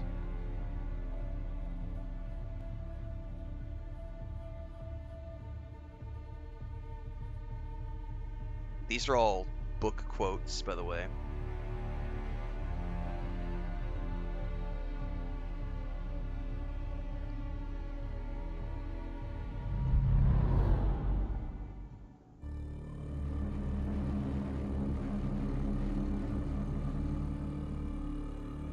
This is all in Unreal 5.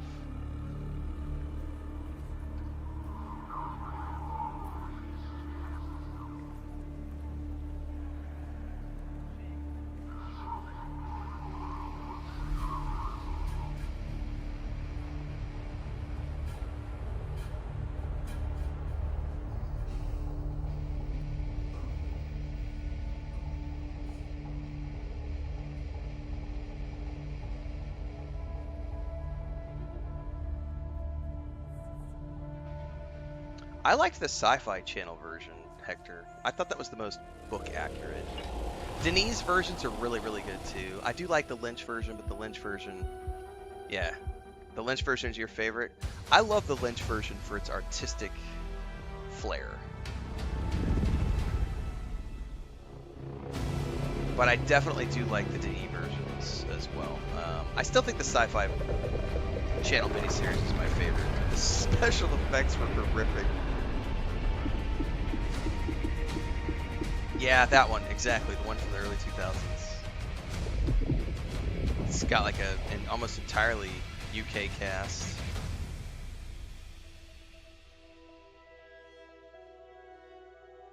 Oh, that's why. Look at the resolution. I did not change the resolution before I ran that. It's running it at 1536 by 864, which is not my resolution. I don't know why it reset to that when I ran it. So this is one of the frame blades. This is a skin that you can get in the game for running the benchmark. So get a chance to run the benchmark. Go ahead and run that benchmark. I did not know that it had reset. See, I don't understand why it ran the benchmark at that resolution when my resolution is actually, oh, probably because we're not running.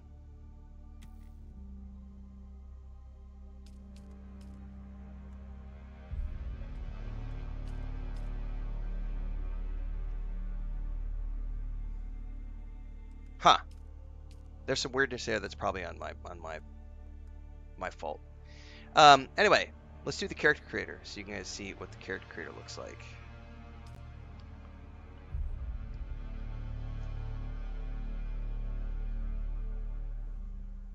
Approach, prisoner.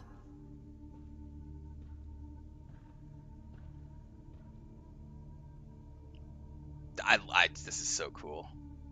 So this is the actual character creator from the launch game. So when you create a character here, it will save for the launch of the game on May 20th.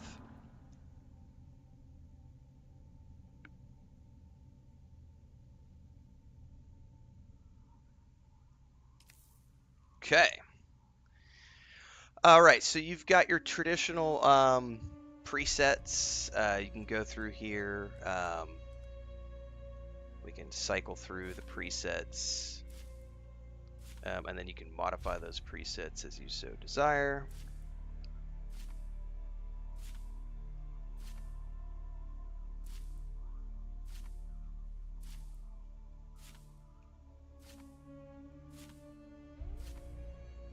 go ahead and start off with this base guy first.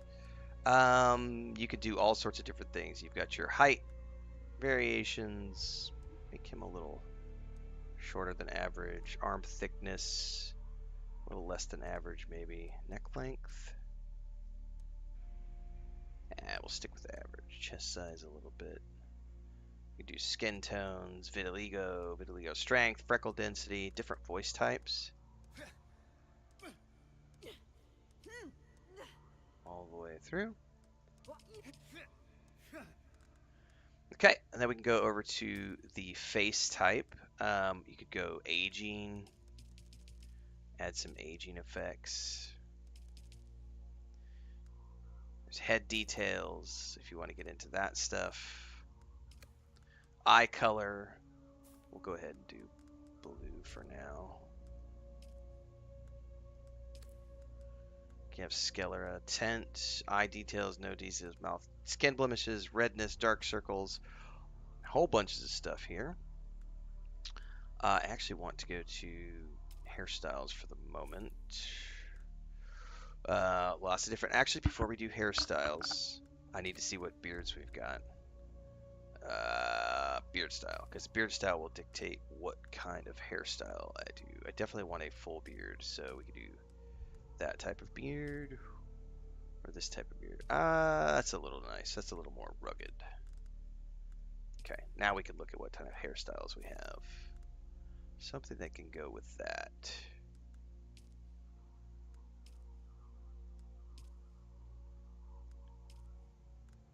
That's probably more realistic to me because I'm definitely thinning on top and I got a little bit of the widow's peak. Although I would need to slick my hair back for that to work. I think I'll go with this, honestly, because that kind of looks like me-ish. Like an older gentleman. We need to change the color, though. We need it to be more gray.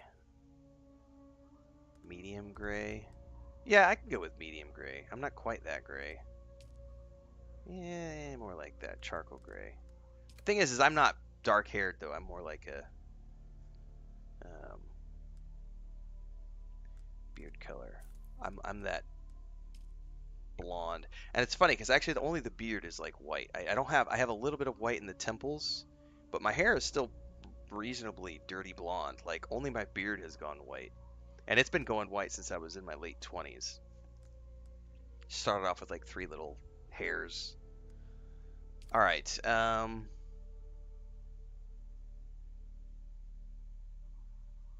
alright, I could dig that. What's next? Tattoos and scars. I think we have to toggle the attire to show that. There's face tattoos. Oh, really? Okay. Ooh.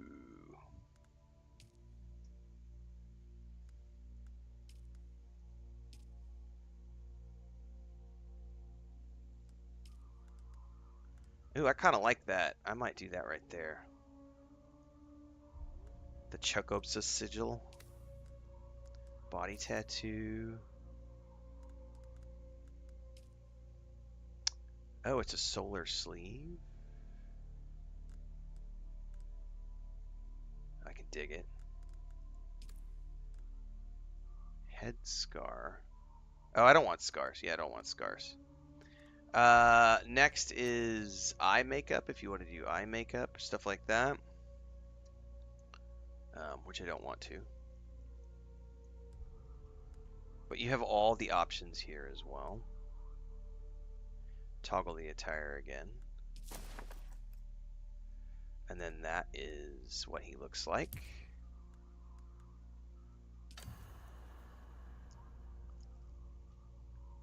Have they told you what I am? This is the story part of the character creator. So obviously we have the actual character creation, but then now we get to pick backgrounds, starting class, etc. Then I will sift your words for lies. Let's begin. This is the Reverend Mother. Where were you born? So this is where essentially you're setting your background right now, which has different dialogue traits. So this is kind of a little bit of like where the role play kicks in. This is Dune Awakening, Thandar. We're currently walking our way through the. So yesterday, Dune Awakening announced its launch date of May 20th, and then they also launched the character creator and the benchmark thing, which you can run to get some in-game skins. So you can go to their Steam page right now, and you can download the character creator and download it's the character creator and benchmark program. We already did the benchmark at the beginning. I want to run it. We'll run it again after this because I want to see if it reset the resolution. Because the first time it ran, for some odd reason, it ran it at like a 1500 by 800 resolution, which is not true. I have a 4K monitor, and I don't know why it did that. Because last night I ran the benchmark and it ran it at 2K and it ran perfectly, and it was like 170 FPS or something. So I want to rerun it and see. Anyway, we'll rerun it again here in a minute and see if I can get it to work at the proper resolution. So this is the character creator. So we've defined what our character looks like. Now we get to go through and say, what is our background? So this is like, where were you born?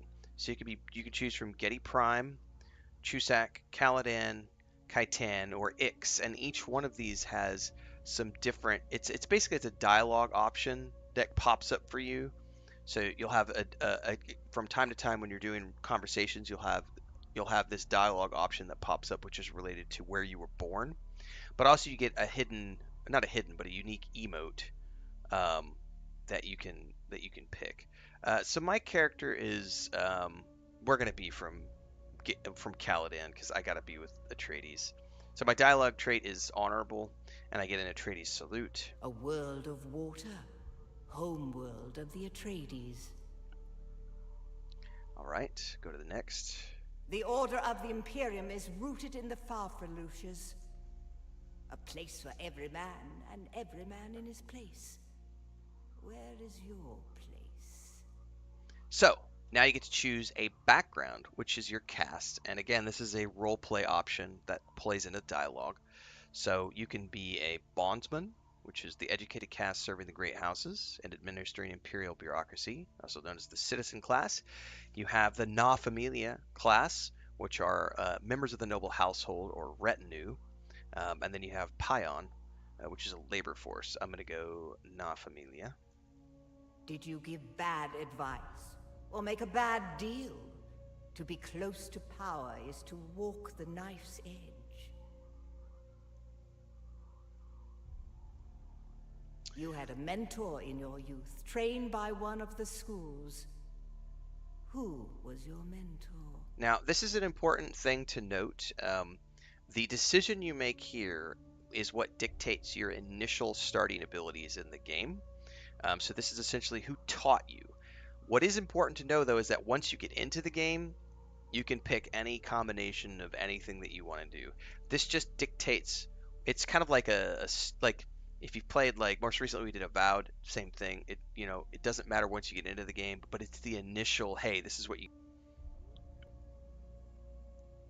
The idea here is that you're going in as a prisoner, and then coming out of that process, you've had some background training and stuff as you're a prisoner. Sorry, guys, I was waiting there. There was a hiccup in the internet. I don't know what that was related to. Anyway, this is your background before you became a prisoner, but now you are a prisoner, and so you'll be starting off with some abilities based on your background. So you could have learned from a swordmaster, you could have learned from a Bene Gesserit, you could have been a Mentat, you could have been a trooper. It just depends on what you want as your starting abilities. I think I'm going to go Mentat. You must have been very young. The mind must be prepared, or the training does not take. The test is almost complete. Have you spoken truth? Yes, Grumpy Games. This is the new Dune game coming out in May. So I have spoken truth. Come here. Kneel. Put your hand in the box. Uh-oh. Uh-oh.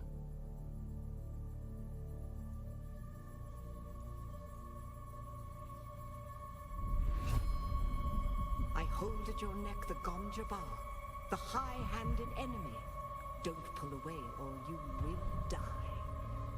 Great plots are afoot in the Imperium, and the currents of intrigue run deeply. Arrakis is the key, and the Fremen are missing. You will go to Arrakis as our agent, prisoner. You have one task. Find the Fremen. Wake the sleeper. Everything depends on this. Do you understand? Yes, ma'am.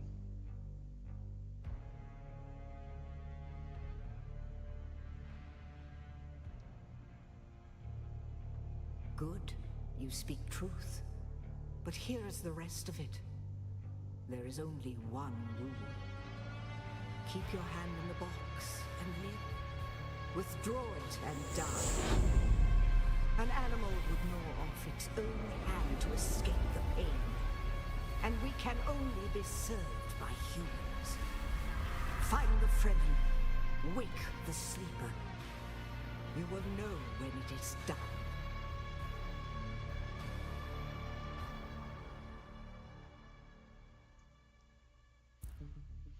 This character will be saved to your Dune Awakening file. The character will be able to import as soon as the game launches. So we can go ahead and confirm that. Get the wishlist on Steam. Go ahead and close that down. And you also get a skin for this as well. So make sure to run both the character creator. Go take a look at it. Wishlist the game if you're interested. It is coming out on May 30th. 20th, sorry, not 30th. Ignore what I just said. May 20th. I don't know why I said 30th. May 20th. And the launch date trailer went live yesterday, which we did a reaction video to, so you can check that out at your leisure. And I do want to run the benchmark again. Let me double check that my settings are... See, it's not wanting to... it's not registering it for some odd reason right now, that it's not registering that it's in windowed mode. So... some wonkiness here. Let me see if I can switch it to full screen mode here. It's going to do some wonkiness here. Give it a second, because I'm running my through the Elgato card to the capture card. All right, there we're full screen now. Let's confirm changes. Close. Let's run that benchmark again and see if it does what it's supposed to do now.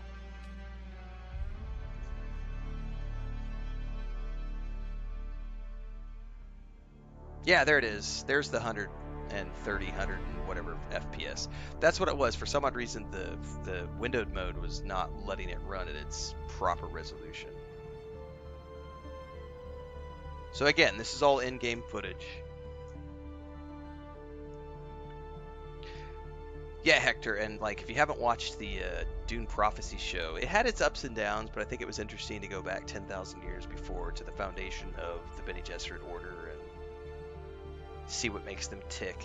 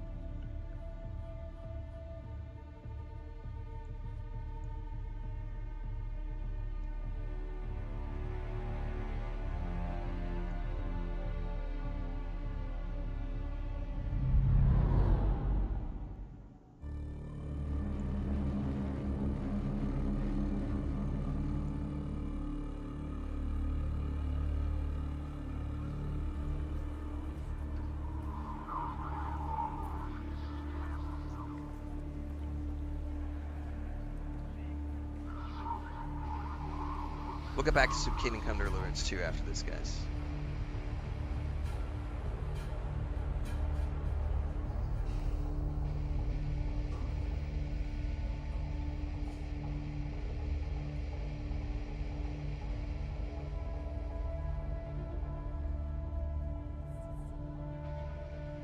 I can't wait. This is going to be so much fun.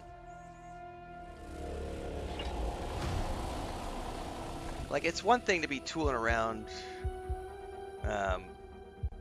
in the closed beta, and you know, I don't spend that much time because I don't, you know, most of my time and energy has to be focused on games that I can actively stream and play. So it's mostly just been dabbling a little bit.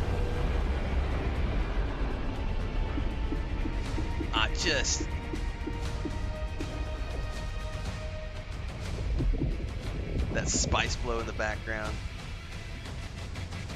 You know, I'm looking forward to be able to run around the dunes with people. There we go. So that time it actually did what it was supposed to do, and it ran it at my normal resolution. So this is at the 2K resolution. You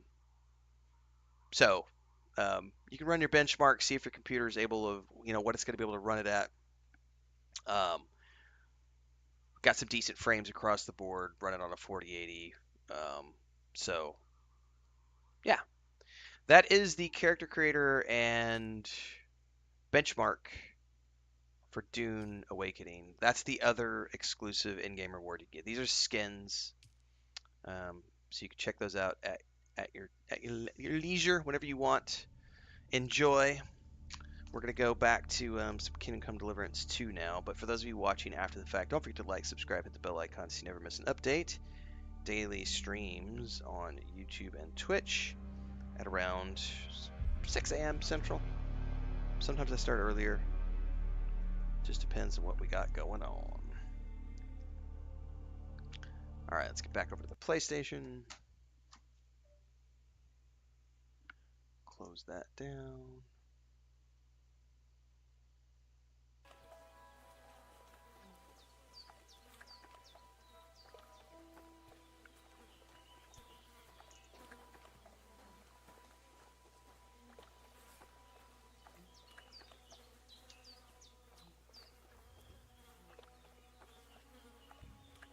Alright, let me move this stuff out of the way.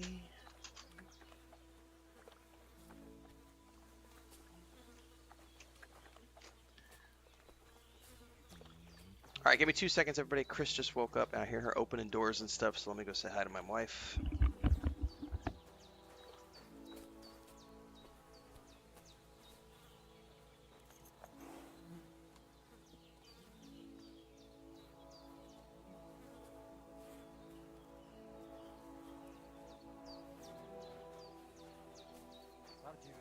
Te aveți bahtalo, Romea.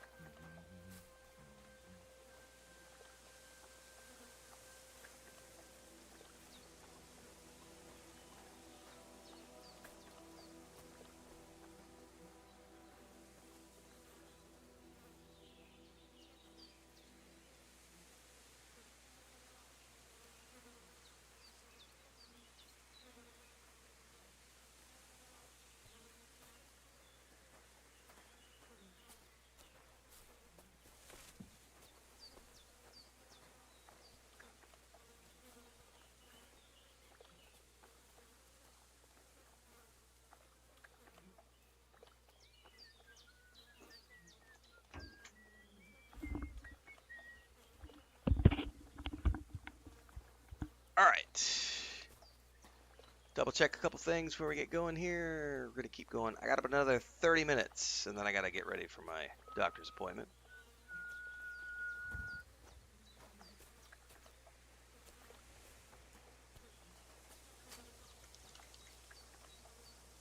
Tell me then, what did he give you for it?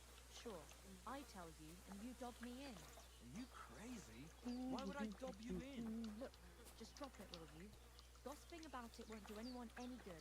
You think I'll blurt it out to the first person I meet? No, I just want to be sure nobody finds out.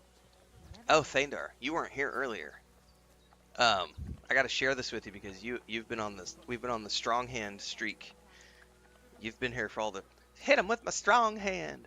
So Babylonia created the other day. He sent me this sound thing that he this.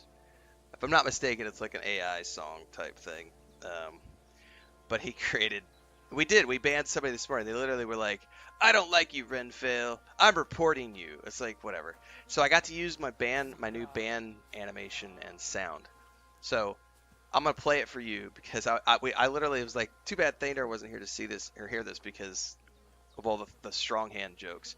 So this is our new when we ban somebody. At least for the moment, I haven't seen if like this is gonna get hit with any music stuff on YouTube yet or not, or Twitch. But here, this is what happens when somebody gets banned. Now we're gonna ban them and then we play this. Strong hand, fist of iron, judgment falls. Hearts are dying, banhammer strikes. Tears like rain, justice served. Feel their pain. So again, all credit to that. All credit for that goes to Babylonia. That is freaking amazing. I just, yeah. For the moment, we'll use that anytime we ban somebody. It's just, oh man.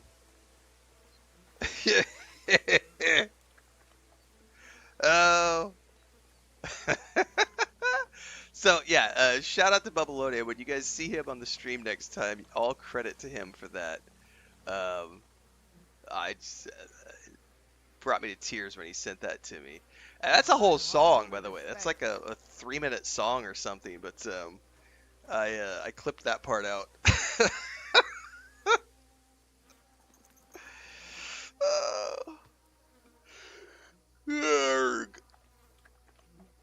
All right, let me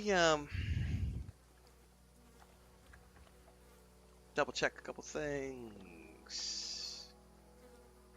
I got another announcement.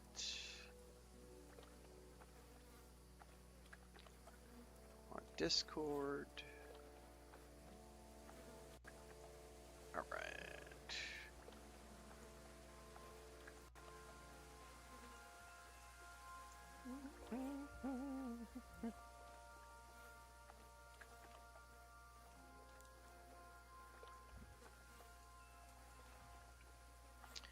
All right, next quest that we've got, I think, is we got to start at the pier over here by the water goblin's hut. So we need to cross the water. So we probably need to go over here.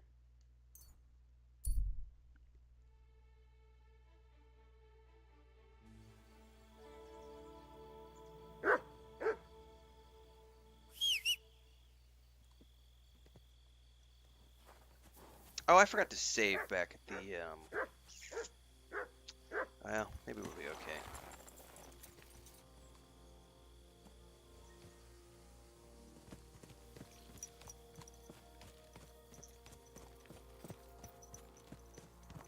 I think we have to go to the pier and then follow the instructions from the pier.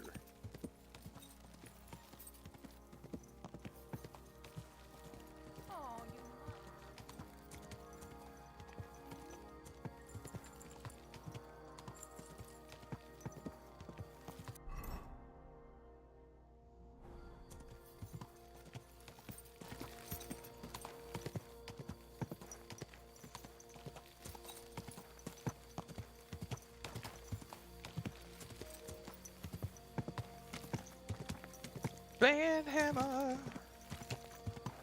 Uh-oh, these bad guys? Ooh. Those are definitely bad guys. But I'll do something to you if you don't empty your purse. God help you if you try to hide anything. I got nothing to give you. Hold fast! We're under attack! Yeah, poor guy's gonna die no matter what I do.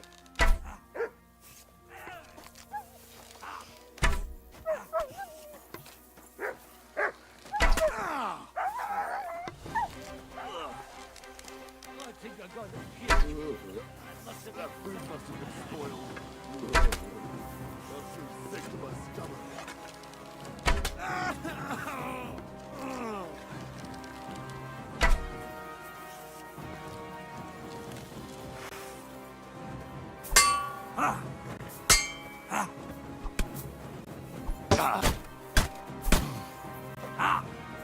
Oh, I forget what the...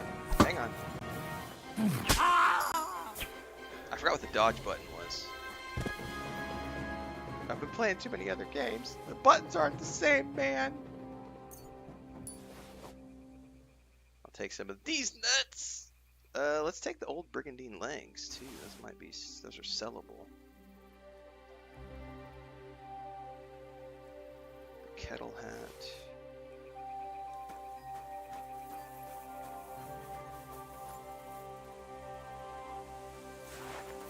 Oh, I need to go back to a bed anyway. Before I do this quest, because I'm like... needing some sleep.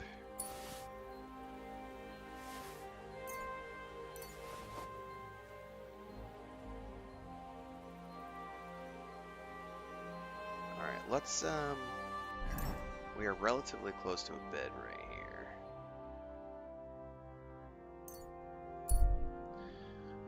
Happy Friday to everybody. Alright, yeah, it is Friday, isn't it? Oh, that means I've got an episode of Severance to watch today. Oh my god. It's dark and I can't see. Wait, am I running the wrong way? I'm running the wrong way.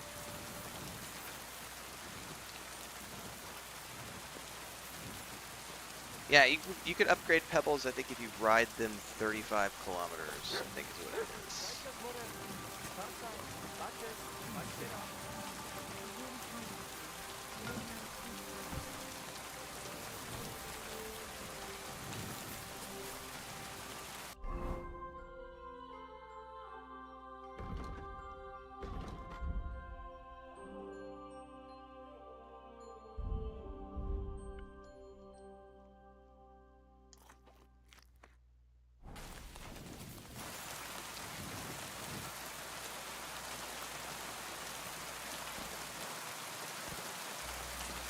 Alright, let's sleep till morning. And then I want to ride and we'll go sell. Yeah, so what I'm probably going to do, when we wrap up here in a little bit, the review for Avowed will go live, and then I'm going to the doctor. When I get back from the doctor, I will probably watch Severance, get that review out. I wanted to use the clip from doing the Dune Awakening character creator and stuff today, but the internet cut out like twice right in the middle of that. So I don't know that I'm going to be able to use the footage from the stream, so I'll probably need to go re-record that just in an offline setting to show off the character creator and stuff. But at least I was able to show you guys that. I will probably not come back until late this afternoon, because when I come back I need to watch Severance, I need to make sure that my Dune footage is good. If it's not, I need to re-record it to get that out. Because unfortunately I don't think I'm going to be able to use the footage from the stream, because the internet hiccuped. Like, I haven't had any internet hiccups in like 4 days, and then right as I'm doing the stream, right as I'm doing that showcase, it cut out. So I don't think I'll be able to use that footage. More than likely it'll be like middle of the afternoon for me before I come back.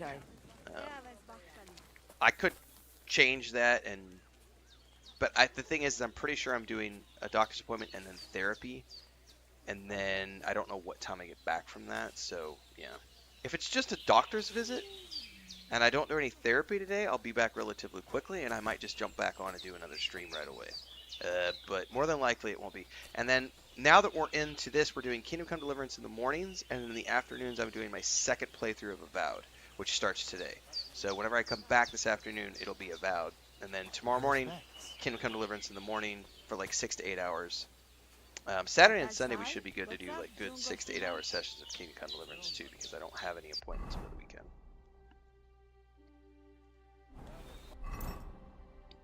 Alright, I need to go sell.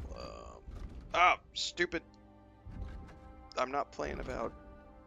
This map works differently. Stupid hiccups.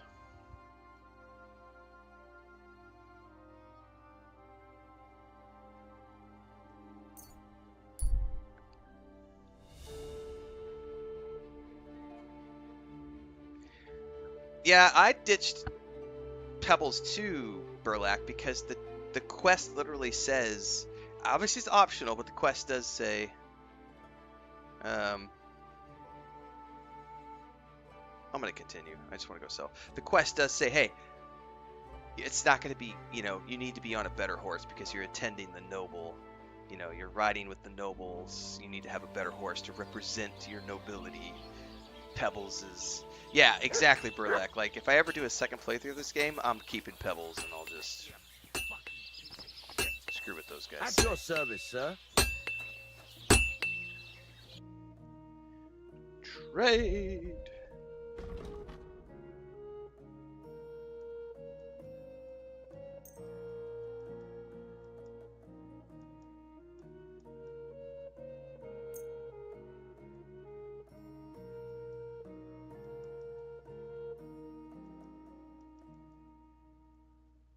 You know, I should, Let's talk about I've the got price. some other stuff on the horse that I can probably...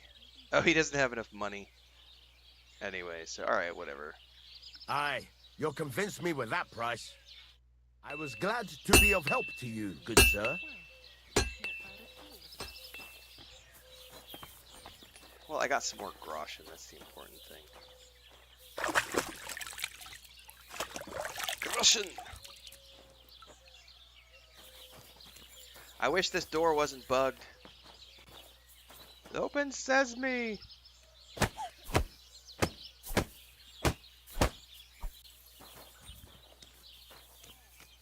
Somebody gasped.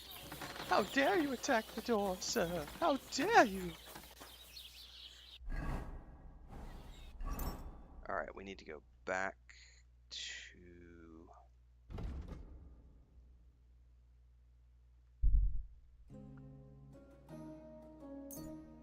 Rockwater Pond.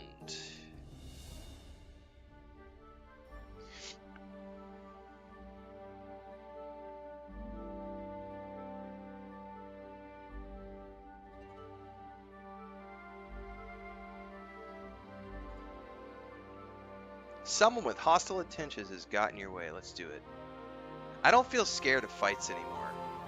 Like, I've gotten good enough. Oh shit. To arms! Run. Run, run, run, run, run. Yeah. I'm in a bad place because I didn't realize it was stopping me at the bandit camp. I don't know how close they are to me. Gotcha. Gotcha, bitch. Jesus! Fucking slaughter! What the fuck are you doing to him? Gotcha.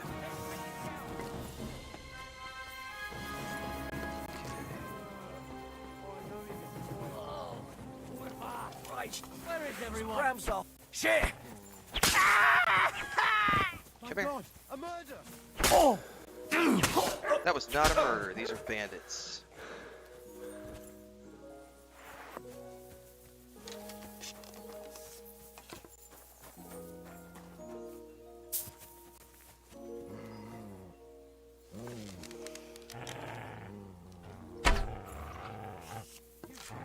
Did I miss him somewhere? Hell with you.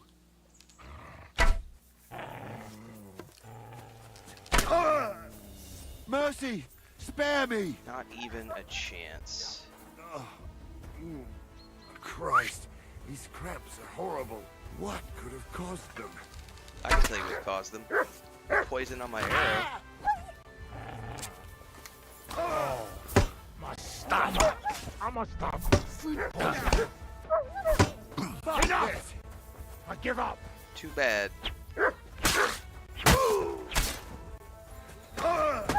Deep fire, you've got to be kidding. Nicely done.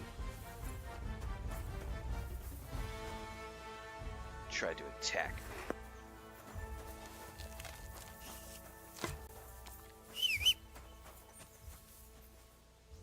Alright, I want my arrows back. I want my groschen. Ooh, I'll take the marigold concoction.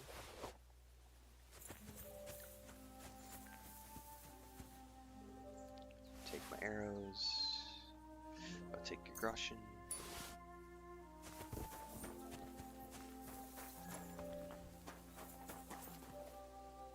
Arrows, groschen.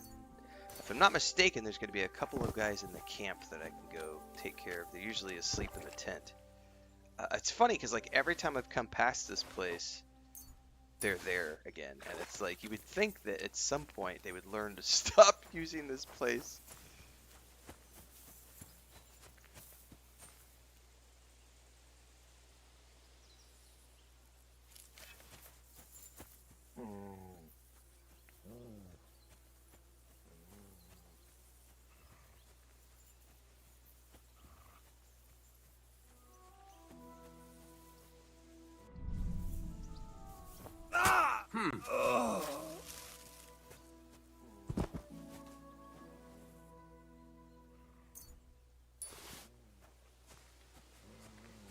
Kurva! Fuck this!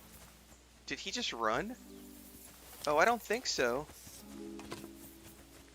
My God, it's a slaughterhouse! Oh, I got him! I got him!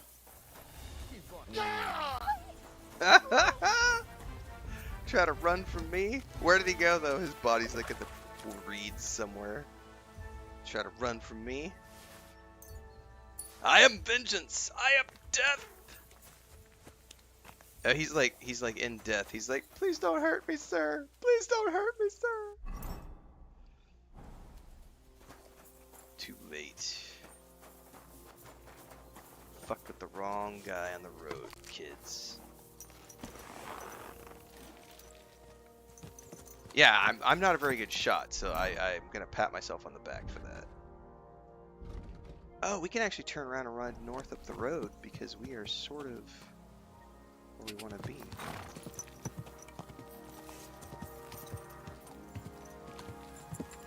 Don't bash me with the strong hand. Dude, I'm so sick of people comparing this game, or comparing Avowed to like Skyrim or Oblivion. Dude, I've had every stream now, I've had at least 3 people. We've already had one this morning. So far it's only been one. And you know, it is what, but they want to know like, how does this game compare to Avowed? How does Avowed compare to Come Deliverance 2? And it's like, stop comparing these games to each other. Whoa! Whoa! It's not. No. No. Just play the games. Have fun with the games. Let them be their own things. Let them breathe. Alright, I wonder if I actually have to go to the Goblin. This is a pier right here. So the quest journal. What's up? I know. That's because of all the machines are running, baby. I got 3 laptops. Well, no, 2 laptops and then the PlayStation 5. Yeah, so she's... If you want to come in here and say hi. She's outside. She's wearing a shawl because she's like, it's cold outside. Why is it so hot in here? And I'm like, because I got 2 laptops and the PlayStation and the monitor and the lights are on. So like everything's going. And it's a nice cool morning outside because it rained all night. So. Yes. No, that's fine. Thank you. Yep, perfect. Don't forget the time because we got to go here in a bit. Thank you.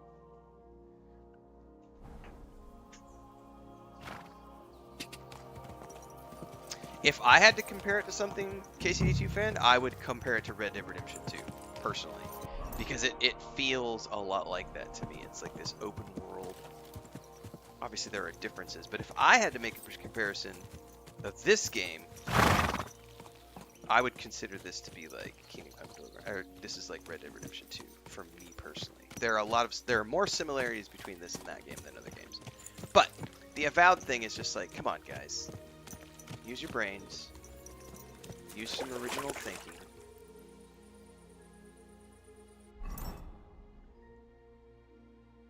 To the south.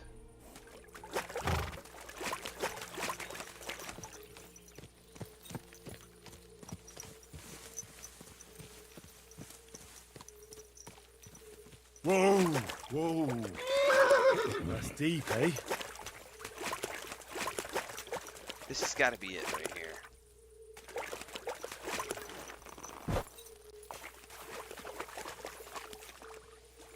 So this is the water goblin's hut.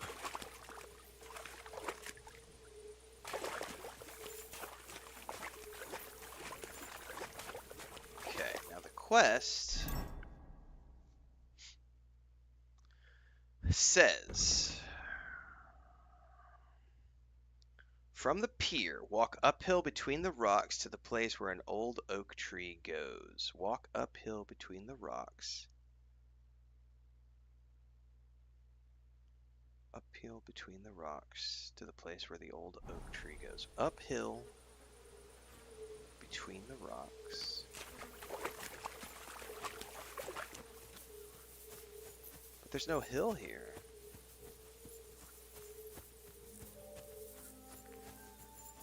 Unless that's... Maybe those are the rocks?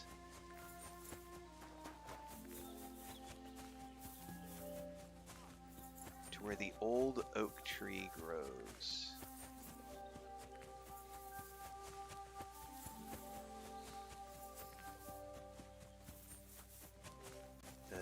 Is this an oak tree? There's also this tree. Which one's the old oak tree? Between the two rocks to where the old oak tree grows. Well, I mean, there's lots of big trees here. I don't know.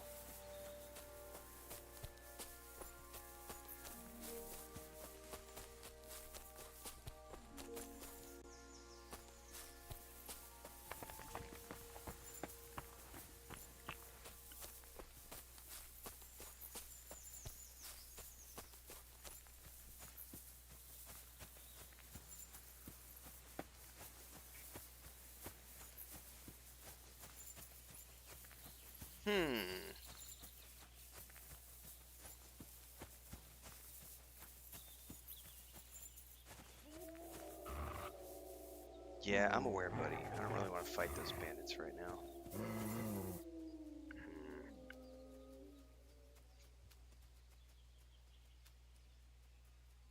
DA says I like Avowed, but the video made a good point about the physics being superior nodes. Oh, I'm got a hard disagree with you on that, DA. The technology in modern engines makes the physics in modern games 50 times superior to any older game. And that's a hard. That's not me trying to. I'm not trying to crush you. I just have to state a fact, which is physics in modern game engines are 50 times better than the physics in older game engines because technology. Like, there might be a perception that the physics were better in old. That's just not true. Flat out not true. That's like saying that, you know, the old Challenger, that's like trying to say graphics cards in the 90s were better than graphics cards today. That's just, yeah, that's a falsity. Like, that's hard no. Like, factual reality is that physics in modern game engines are better than anything the old game engines can produce. That's just fact because of technology upgrades. So there might be a perception that certain aspects of physics were better to some people, but that's not true. It's just not. Unreal 5 is probably the best example of this. And I could say this with Unity and Unreal 5 because I've worked with both engines. The difference between Unreal 4 and Unreal 5 is astronomical.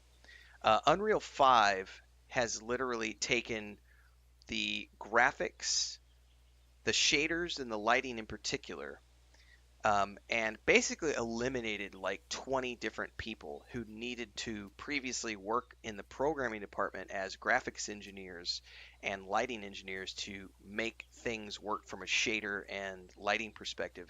And now the tech just does it for you. And that's part of the physics of games, is the lighting and shading and what that technology can do. That's an extremely elevated example because Unreal 5 is like one of the most modern game engines out there. So the physics of what game engines can do today compared to what the game engines of 15, 20 years ago can do is night and day difference. It's not true that the physics of 20 years ago are better than the physics of today. That's just not true. I'm not trying to be rude. That's just not true. You can look at like the potato physics with Starfield is a good example because Bethesda has their own in-house game engine that they use, and like the physics with the potatoes in Starfield is a really funny thing to look at because you can't do that with the engine from like Skyrim, right? Like it's a much upgraded engine comparatively speaking. You can do similar things with the Skyrim engine, and I can say that because it's the same company. But what they're doing with the current version of their engine with like Starfield is night and day compared to what they could do with Skyrim and Oblivion as examples, which is why it's way more complex in terms of the game. It's also much bigger. We could also look back at like the Scum engine as an example and say, oh, the Scum engine. No, the Scum engine was, in the 90s, like the whether it's the Crytek engine, the Hero engine, Bethesda's engine, Unity, like Unreal, like all of these engines are way better than the things from 30, 40 years ago. That's just, yeah. Some developers don't know how to optimize games on Unreal 5. I would say that's true for any game engine because this is running on, if I'm not mistaken, the Crytek 2 engine. I might be misspeaking on that. But if I'm not mistaken, Kingdom Come Deliverance 2 is running on the Crytek 2 engine. And they have done things with this game that many other companies are not doing with the same. Did I call it the Crytek engine? It's CryEngine. Thank you. Well, we all knew where I was talking about. Anyway, Warhorse Studios has done things with this engine that many other companies cannot do because they took the time to have a programming and engineering team that were able to get the most out of this engine and to do things with the lighting, in particular the performance of this game is far superior to many other games also using the CryEngine. And the reason for that is because they took the time to do so. So it's not that developers don't necessarily know how to it's not that some developers don't know how to optimize their games.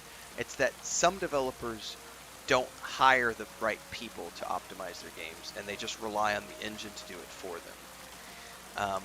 So there is a distinction to make, because I can tell you right now that Unreal 5 out of the box is the most powerful engine on the market today. However, when you start throwing, 50 gigs worth of assets into the game, and you're not optimizing things as you go along, that could be a problem. Yeah, this game looks phenomenal. Even on like, I think somebody was doing a benchmark on like a 16. Like not a 1080, a 1060, and they were still getting like more than 40 frames on a 1060, which is a freaking potato from like a decade ago. But it costs more money. You have to have the right engineers to do the job, so on and so forth. It is a legit thing. Hang on, I gotta sit back down here.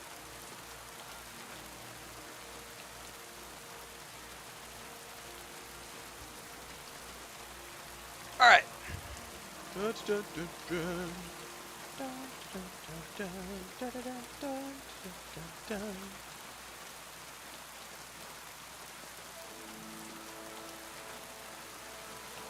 my phone just beeped at me.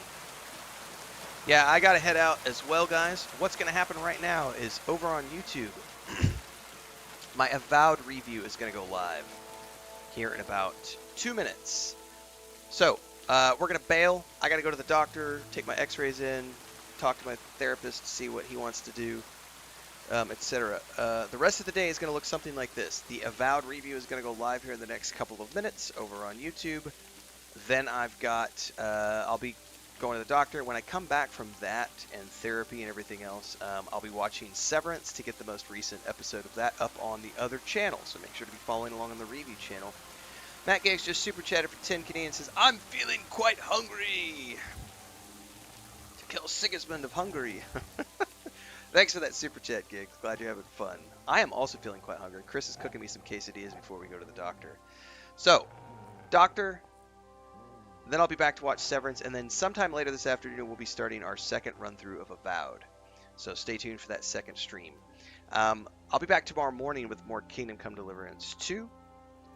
So stay tuned for that. This is the main game now that we're past Avowed. I should get a couple of good sessions in over the next couple of days because it's the weekend and I won't have to do any physical therapy.